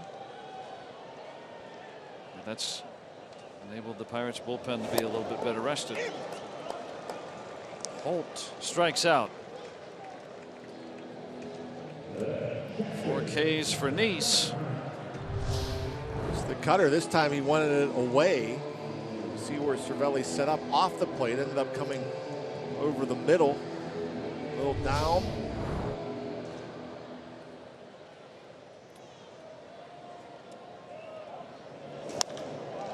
Barnhart gets a hold of this one. And the Reds are going to have the lead on another first row home run.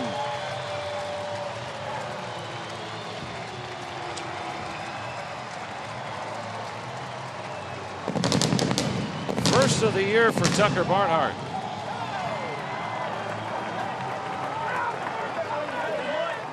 Three home runs, and I don't think any of them got past that first row of seats. John Nice knew it right away. That was a changeup that sailed over the inner half of the plate. Nice unhappy. He knows this ballpark and knows it doesn't take much.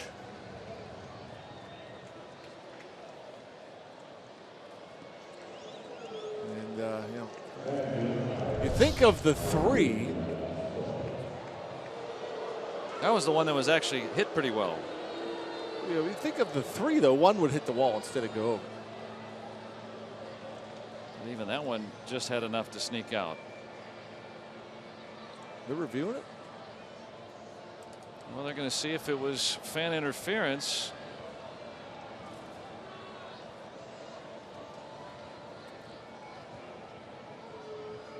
Now, these days, the ballparks, to get the fans as close as possible to the action. Well, this is interesting. Let's see. Does he make contact with the ball? Nope, it was going to go over. That's a home run. That was a crew chief review. Either team challenged that one. They just wanted to be sure, and then why not?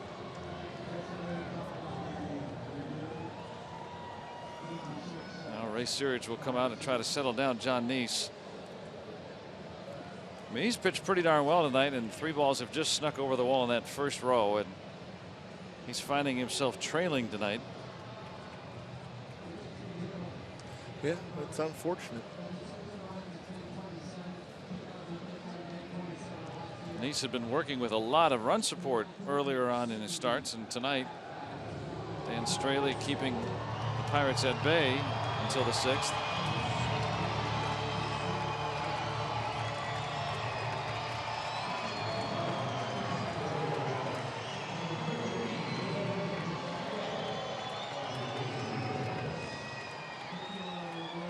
Now this is Jordan Pacheco pinch hitting for Ramirez, who pitched a scoreless inning.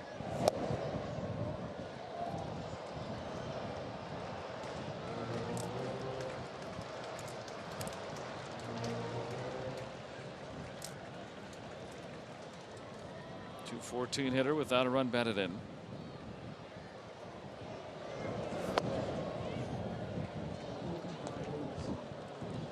Pirates starting to get activity in their bullpen, with Nice about to throw his 100th pitch. It's Ryan Vogelsong.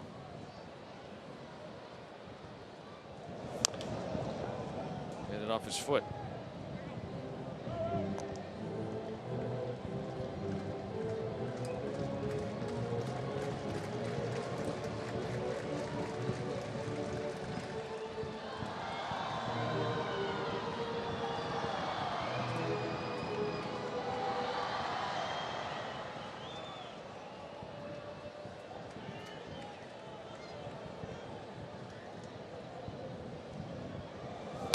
Now 3-1.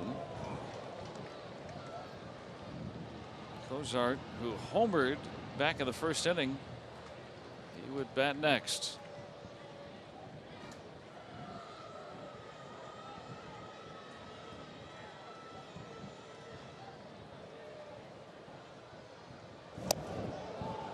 Coming right at him, 87. Looked like a straight fastball too, not even the cutter.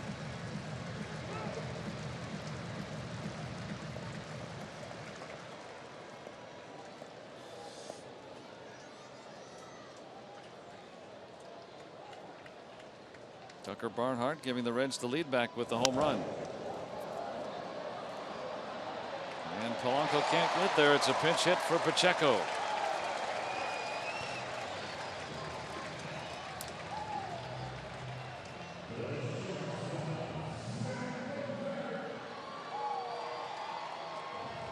Here's a look at our Nissan road ahead for the rest of the series. Juan Nicasio trying to keep those lengthy starts going. Alfredo Simon trying to get back on track, and then the rookie Adelman against Francisco Liriano on Wednesday night. And that's going to be it for John Nice. Tried to finish 7, but last 2 men reaching for Cincinnati. And that'll be it as the Reds have the lead here in Cincinnati.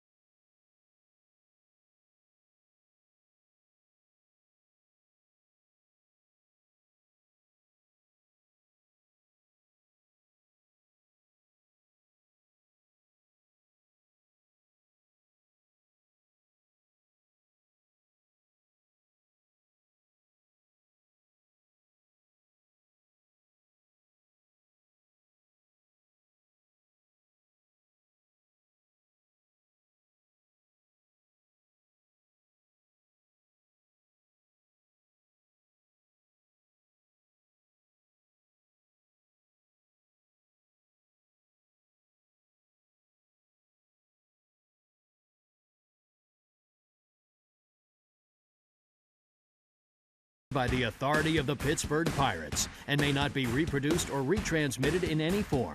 And the accounts and descriptions of this game may not be disseminated without the express written consent of the Pittsburgh Pirates. Well, John Neese looks better than trailing. It's kind of a defeated look. 3 solo home runs for Cincinnati, all in the front row. Yeah, that's frustrating. I mean, he threw the ball well. Deserves a better fate. Was probably hoping to get through that 7th, and then that little blooper to add insult to injury. Trying to reassure him, hey, you pitched a good ball game tonight. Our bats will get there. And Vogelsong on to try to complete the inning. 9th appearance for Ryan, 1-1, 3.52 ERA. Holding opponents just a .224 batting average.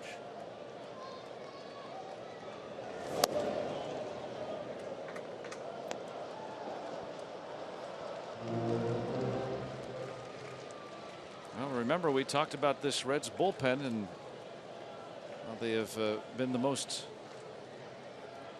friendly to the opposition. As a little light rain starts to fall here.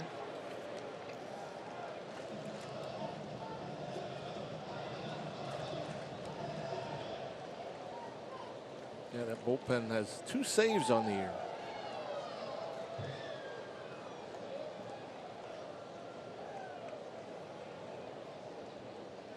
And one of those saves from J.J. Hoover was sent to the minors the other day.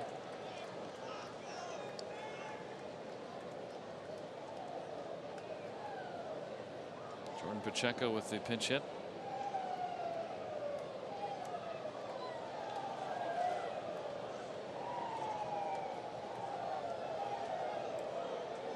Reagan's trying to keep it together. The Reds have had a lot of injuries. What a catch by Harrison.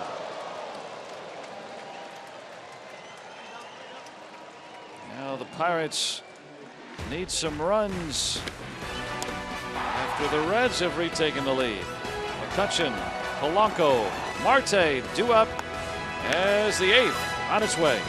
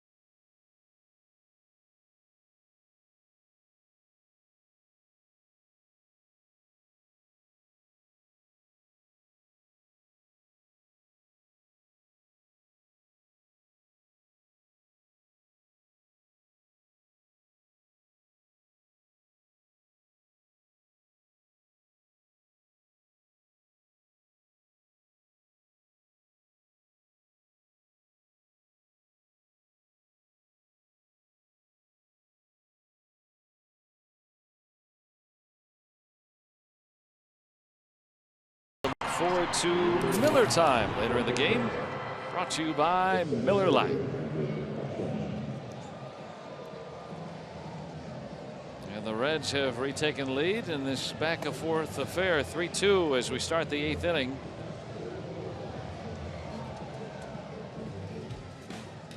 And the Reds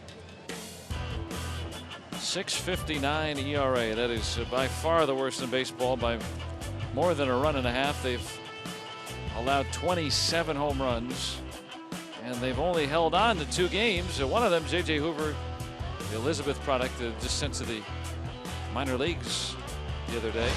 Tony Cingrani has the other one, the lefty. And here in the 8th with the lead, it's the right-hander Blake Wood. 17th appearance, 15 innings, a lot of walks, more walks than strikeouts. He does have 3 wins in relief.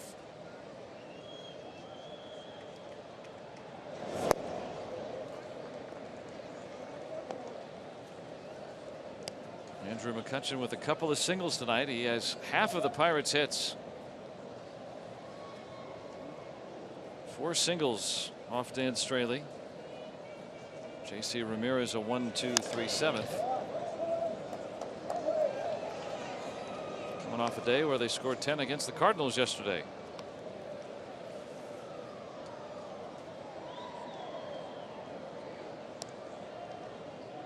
Woodward saw the fastball with some movement. Averages about 95 miles per hour with it. Also throws a slider and a split.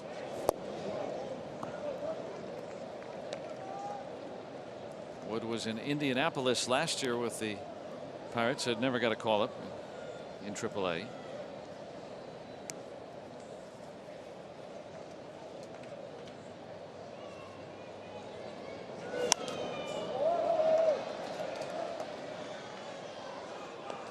Full on McCutchen.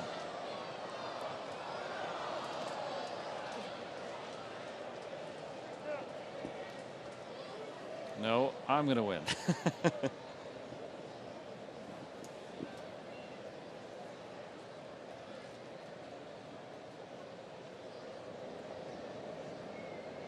Payoff pitch.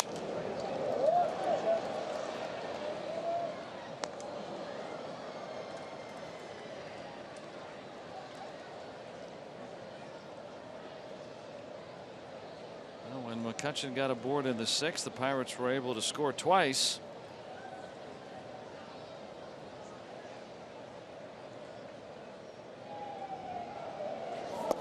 And he'll get aboard to start this 8th inning. Well, he figured he keeps pumping fastballs in there to Andrew McCutchen. One or two things are going to happen. He's going to miss because he does get a bit wild, or Andrew's going to catch up to one and drive it hard somewhere.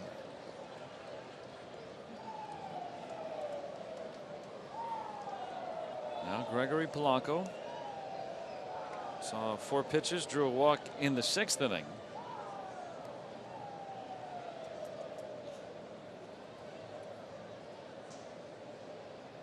McCutchen is the tying run here in the 8th.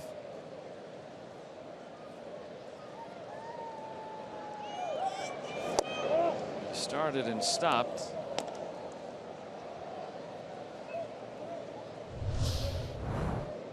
Is that to see the pitch or just what kind of jump he's gotten, or? Hard to say. Andrew hasn't gone very often, so he may be just bluffing, maybe to move an infielder.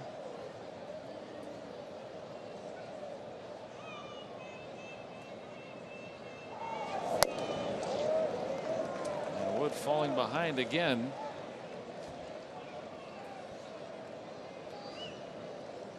Barnhart trying to settle down Wood, who has pitched before with the Royals, Cleveland, out of Georgia Tech.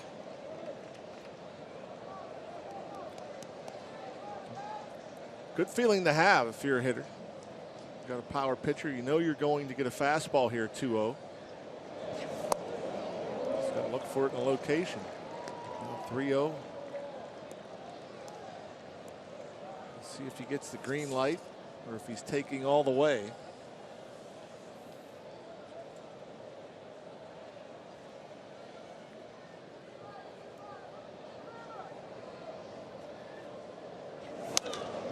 On 3-0.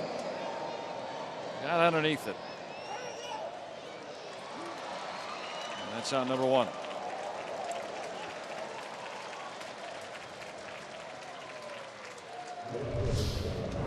If you're going to get the green light 3-0, you want a pitch that you can drive. That's ball 4 down. Not exactly the greatest pitch to drive.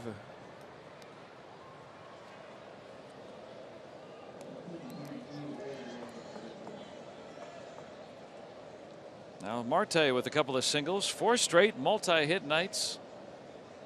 Has that average up to 344.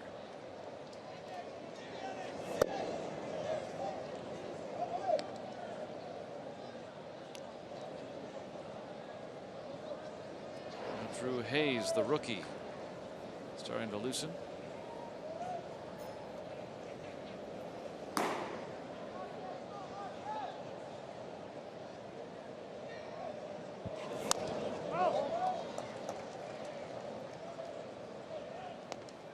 Pirates trying to get something going. They really have only had that 1 inning. Otherwise, they've not had multiple men on in any other inning. That's something that they've done quite a bit this year.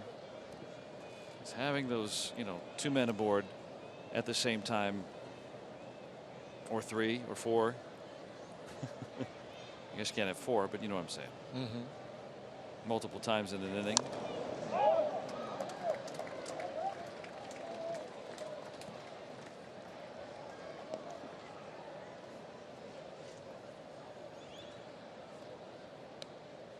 And coming into tonight, in 47% of the innings, the Pirates have had multiple men aboard sometime in the inning. At least 2. It's pretty amazing. That's a lot of base runners. Only 1 so far tonight. There goes McCutchen. That gets him out of the double play. And Cozart barely throws out Marte.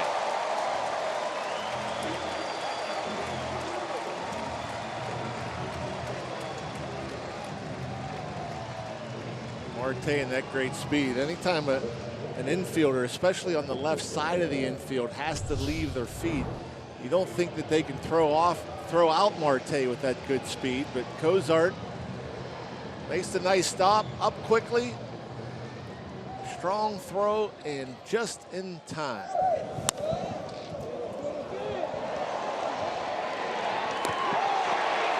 Not certain he was going 100% out of the gate. Cost himself a hit. That's the tying run at second. McCutchen there for Cervelli. Had a sac fly last time.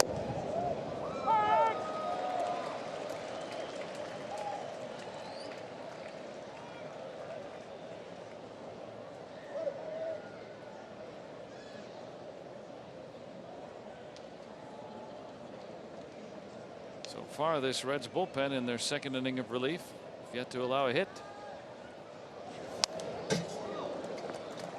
Need one here to tie the game. Got one up to 96. Did Wood. Been sitting kind of around 94 most of this inning.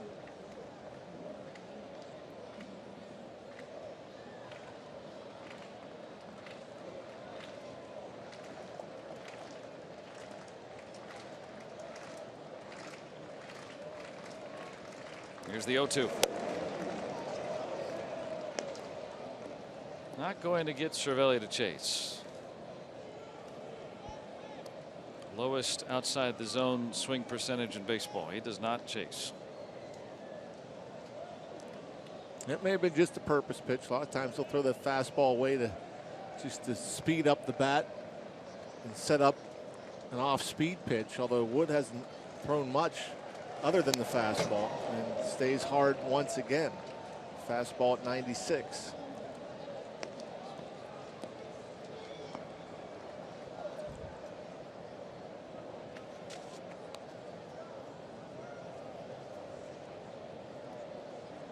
Well, if Cervelli can come through with a big 2-out hit here,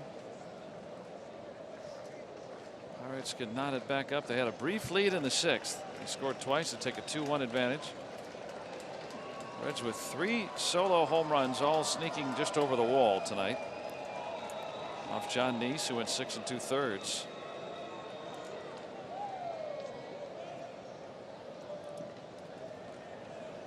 Now Tony Cingrani, who has one of the Reds' 2 saves this year. Lefty loosening.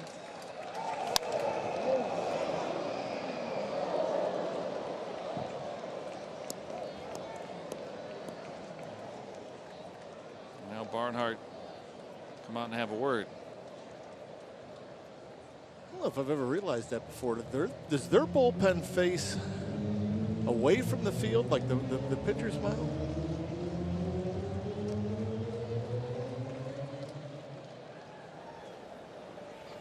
Yeah, they got to turn around, look through the hole to watch what's going on. I never realized that here. Yeah, they're pitching away. Yeah. Strikes out Cervelli. Tying run left stranded at second. And the Reds bullpen so far doing the job.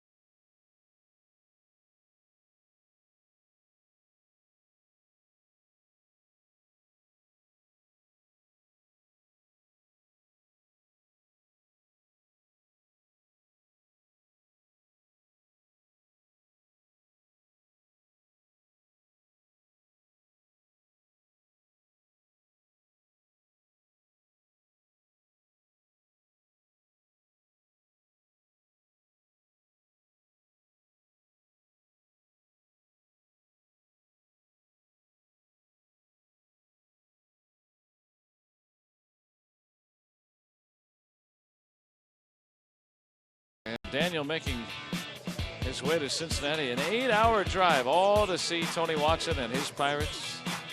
That's some dedication. That's cool. I got to meet Tony.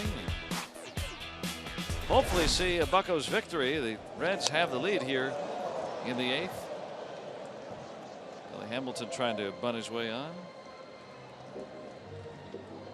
Not too many wanted to try out the rain tonight. We haven't had very much of it. It's been very light.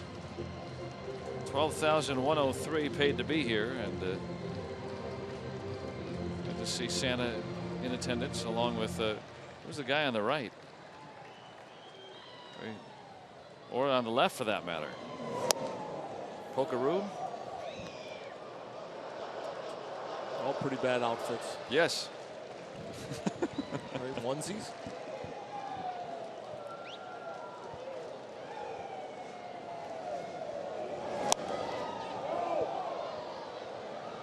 Maybe they have a costume party to go to on a Monday night.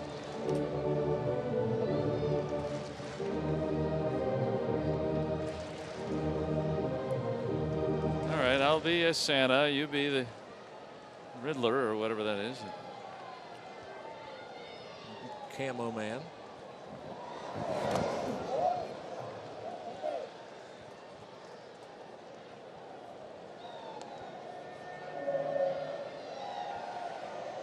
Got their front row seats for tonight. Billy Hamilton with a couple of base hits. Ryan Vogelsong retired, the final man he faced in the 7th. Trying to keep it close for the Bucks bats in the 9th.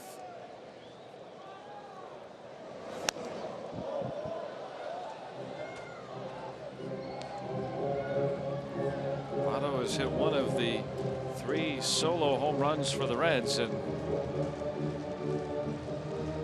could quite possibly in most other ballparks, none of them been home runs. Maybe 2 of them been outs.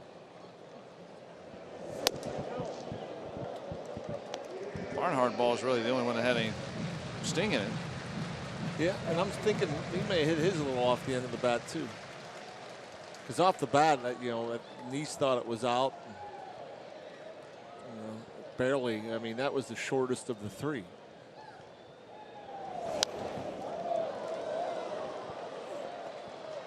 But the bottom line is the Pirates need to score off this Reds bullpen to win this game. Ryan Vogelsong has to keep it there.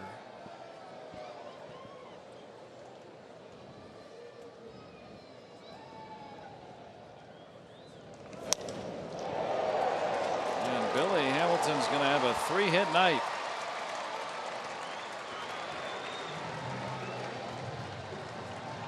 And that's a heap of trouble leading off the inning. Let's take a look at our Yellowwood bringing the lumber. Joey Votto just getting it over the wall.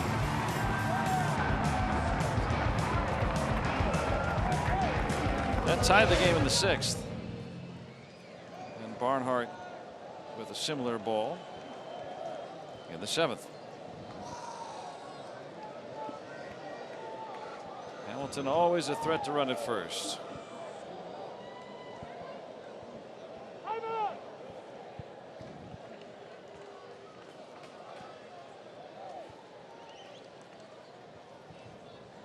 Hamilton with 7 steals.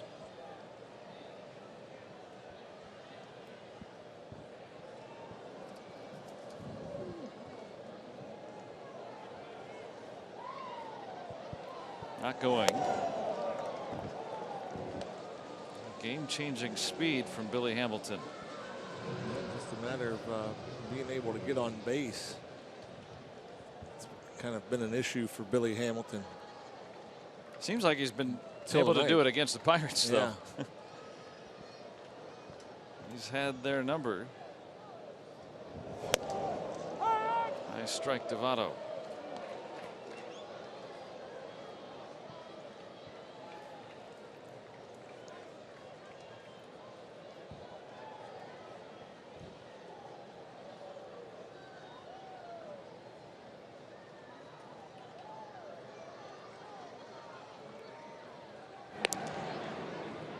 Now, how do you keep Hamilton close?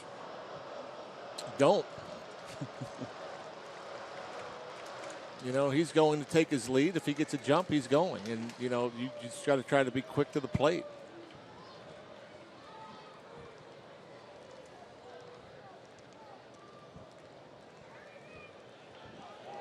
He's running. And a perfect throw from Cervelli nails him. And I thought he got a pretty good jump. Now, Vogelsong is quick to the plate. And it almost looked as if Billy Hamilton had a walking lead. He had some momentum, but look at the catch and throw right on the money. And it had to be.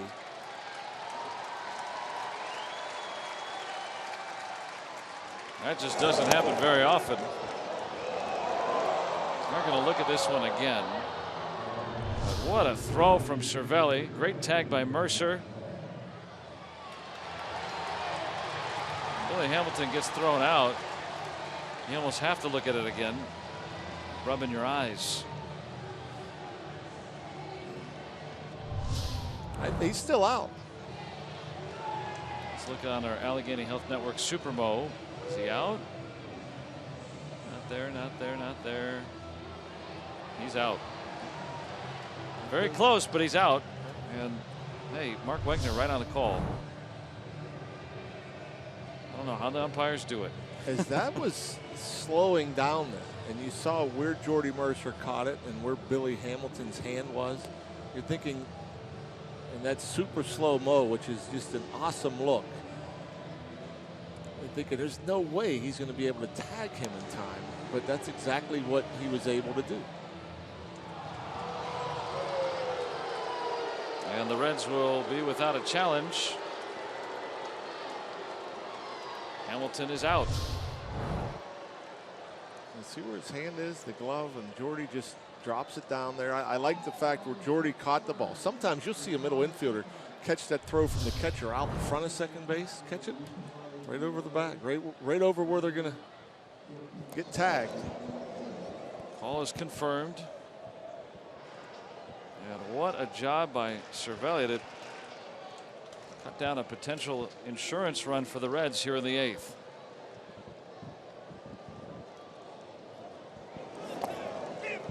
Votto will draw a walk. Cervelli has nailed 38% of attempted base stealers prior to that. He'll hang that one on a shelf. So quick, and the setup before he even throws it. Russell Martin may have been one of the best I've ever seen as far as his front shoulder was pointing at second base as he was catching the ball more times than not. Cervelli was pretty close to that there. Getting himself turned to where all he has to do is come up and let it rip. That's pretty good work. He let Hamilton get on base 3 times. He doesn't come around to score or steal a base. That's impressive.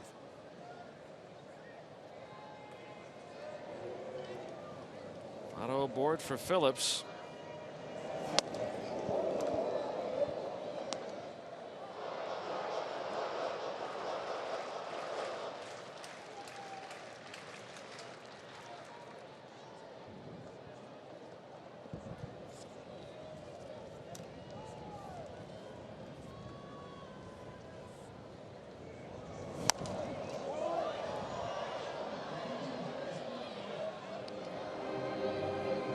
Cingrani, who is the closer du jour,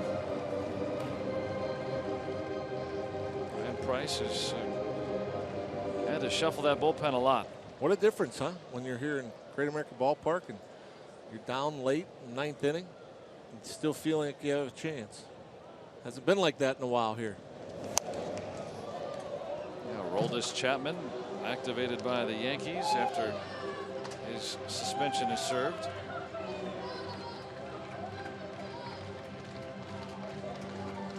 I still think Andrew McCutchen was probably wanting payback against Chapman.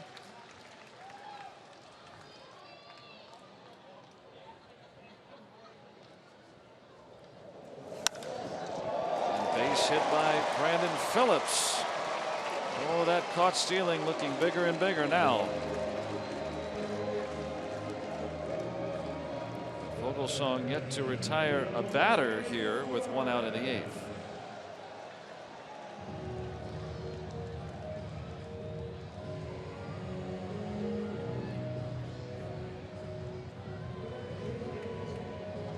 And Ray Searage coming out for a visit.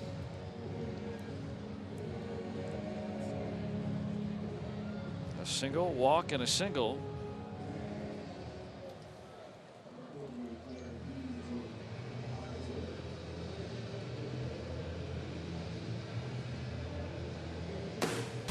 Juan Nicasio gets to start tomorrow as the Pirates continue the series here from Great American Ballpark. Our coverage begins at 6:30 with Pirates pregame, presented by WB Mason right here on Root Sports.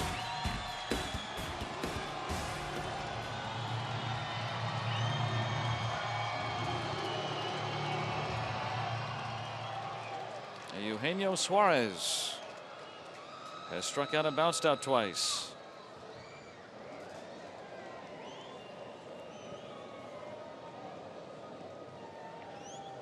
Votto the lead runner at second. Phillips trailing at first.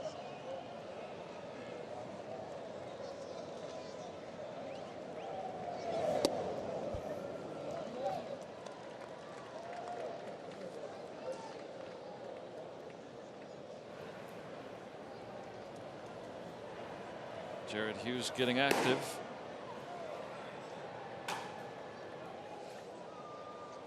Vogelsong worked yesterday. Faced 4 batters, retired 1. And pitching in back-to-back games in the major leagues for the first time in nearly 10 years. Mostly a starting pitcher. Yeah. That last pitch, Suarez swung at it. Almost looked like it was about to hit him. Late movement running in towards him.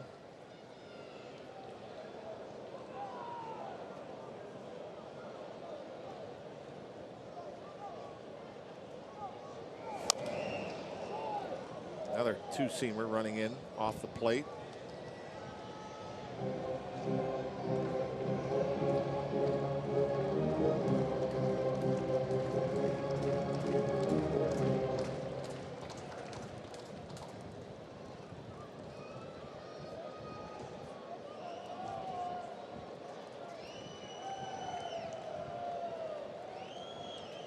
Two on, one out.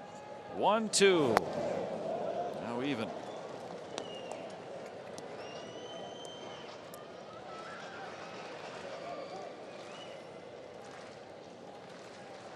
Phillips has been getting kind of a funny lead where he not really facing second base, has his back turned to the bag at first. Double play. One there, a double play. And Vogelsong gets out of it.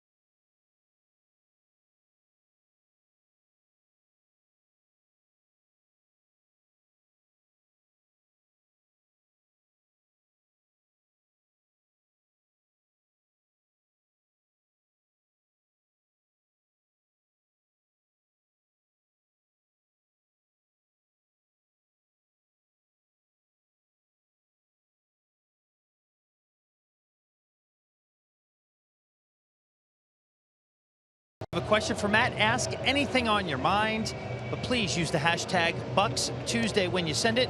I'll answer them in the pregame and during the game. So anything on your mind, baseball, life, travel, food, you got it. Ask it to Matt Joyce tomorrow, pinch hitter extraordinaire on Twitter Tuesday, Joe. That sounds like fun. And here the Pirates hoping to make it a little fun for these folks. Down a run in the ninth.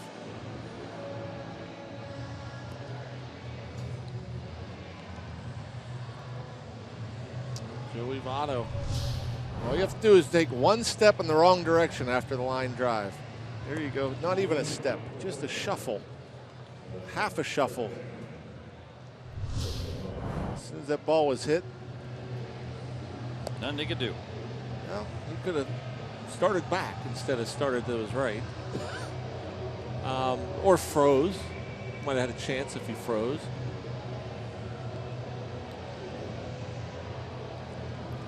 Well, the Reds are going to bring on a left-handed reliever to try to close the ballgame. Cingrani looking for his second save.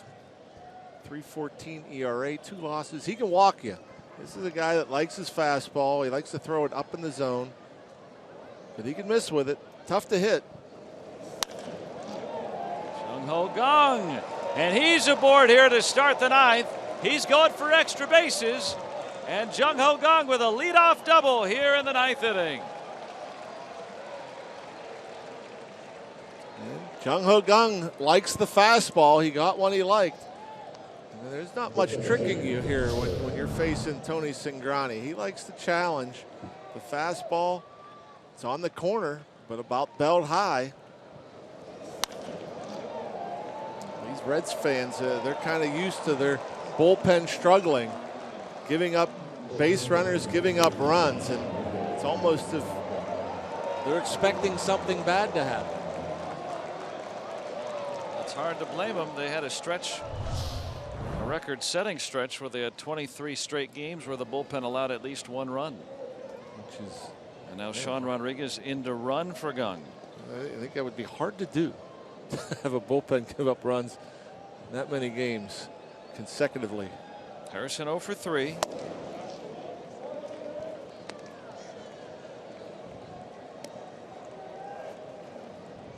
Tying run at second with nobody out.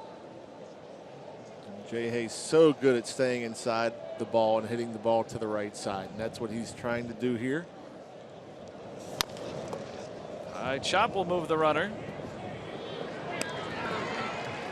Productive out for Harrison. And now Rodriguez a fly ball away from tying the game. Job well done. You know, Josh Harrison is always going to try to give himself up to do what's best for the team.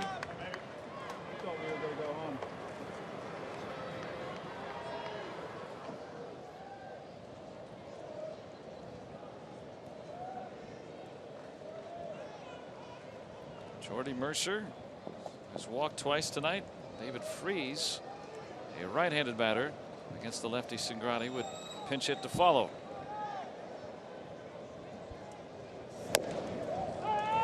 Fastball in there for a strike. Jordy Mercer, good hitter versus lefties, good fastball hitter.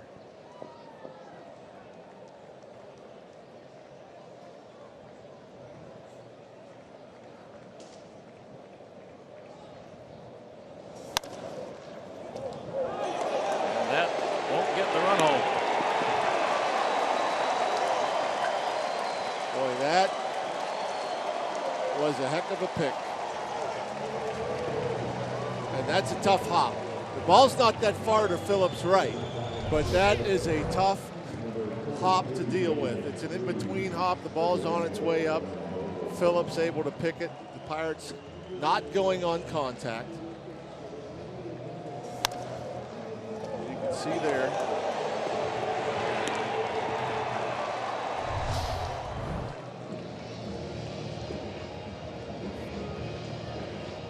It's always a tricky thing. Do you send the runner? Do you not? And even if you do send the runner,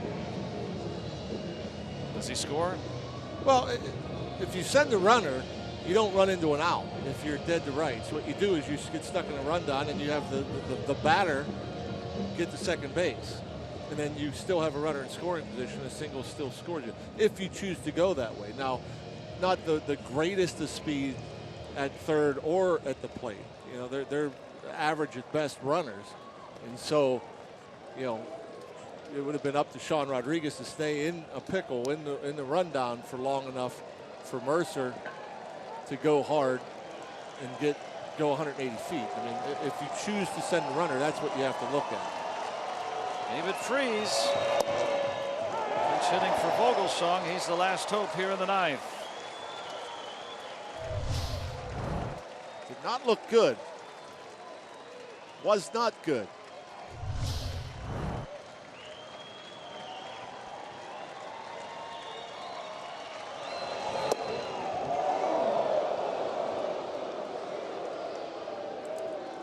That one may have looked better than the first.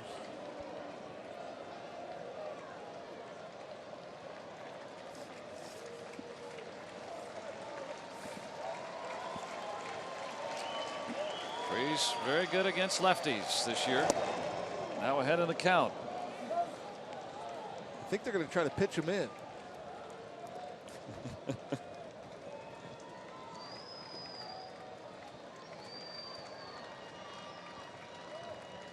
Well, the Reds bullpen so beleaguered this year. Gung with a leadoff double. Rodriguez pinch running. He's at third with 2 outs. Deep to center, but Hamilton with room, and the Reds will hold on to win. Boy, that was a good swing from Freese, too. I thought for a moment maybe, but boy, he really stayed short, quick, and threw that ball, stayed inside it. Just missed getting all of it. If he gets all of it, it would have turned the game around. But he just missed it, and the Pirates just miss out on winning the first game of this series. 3 solo home runs, one by Votto to tie, Barnhart's to to take the lead. And the Reds bullpen is scoreless 7th, 8th, and 9th. The Pirates fall 3-2 here in the opener. And let's go to Robin Teak.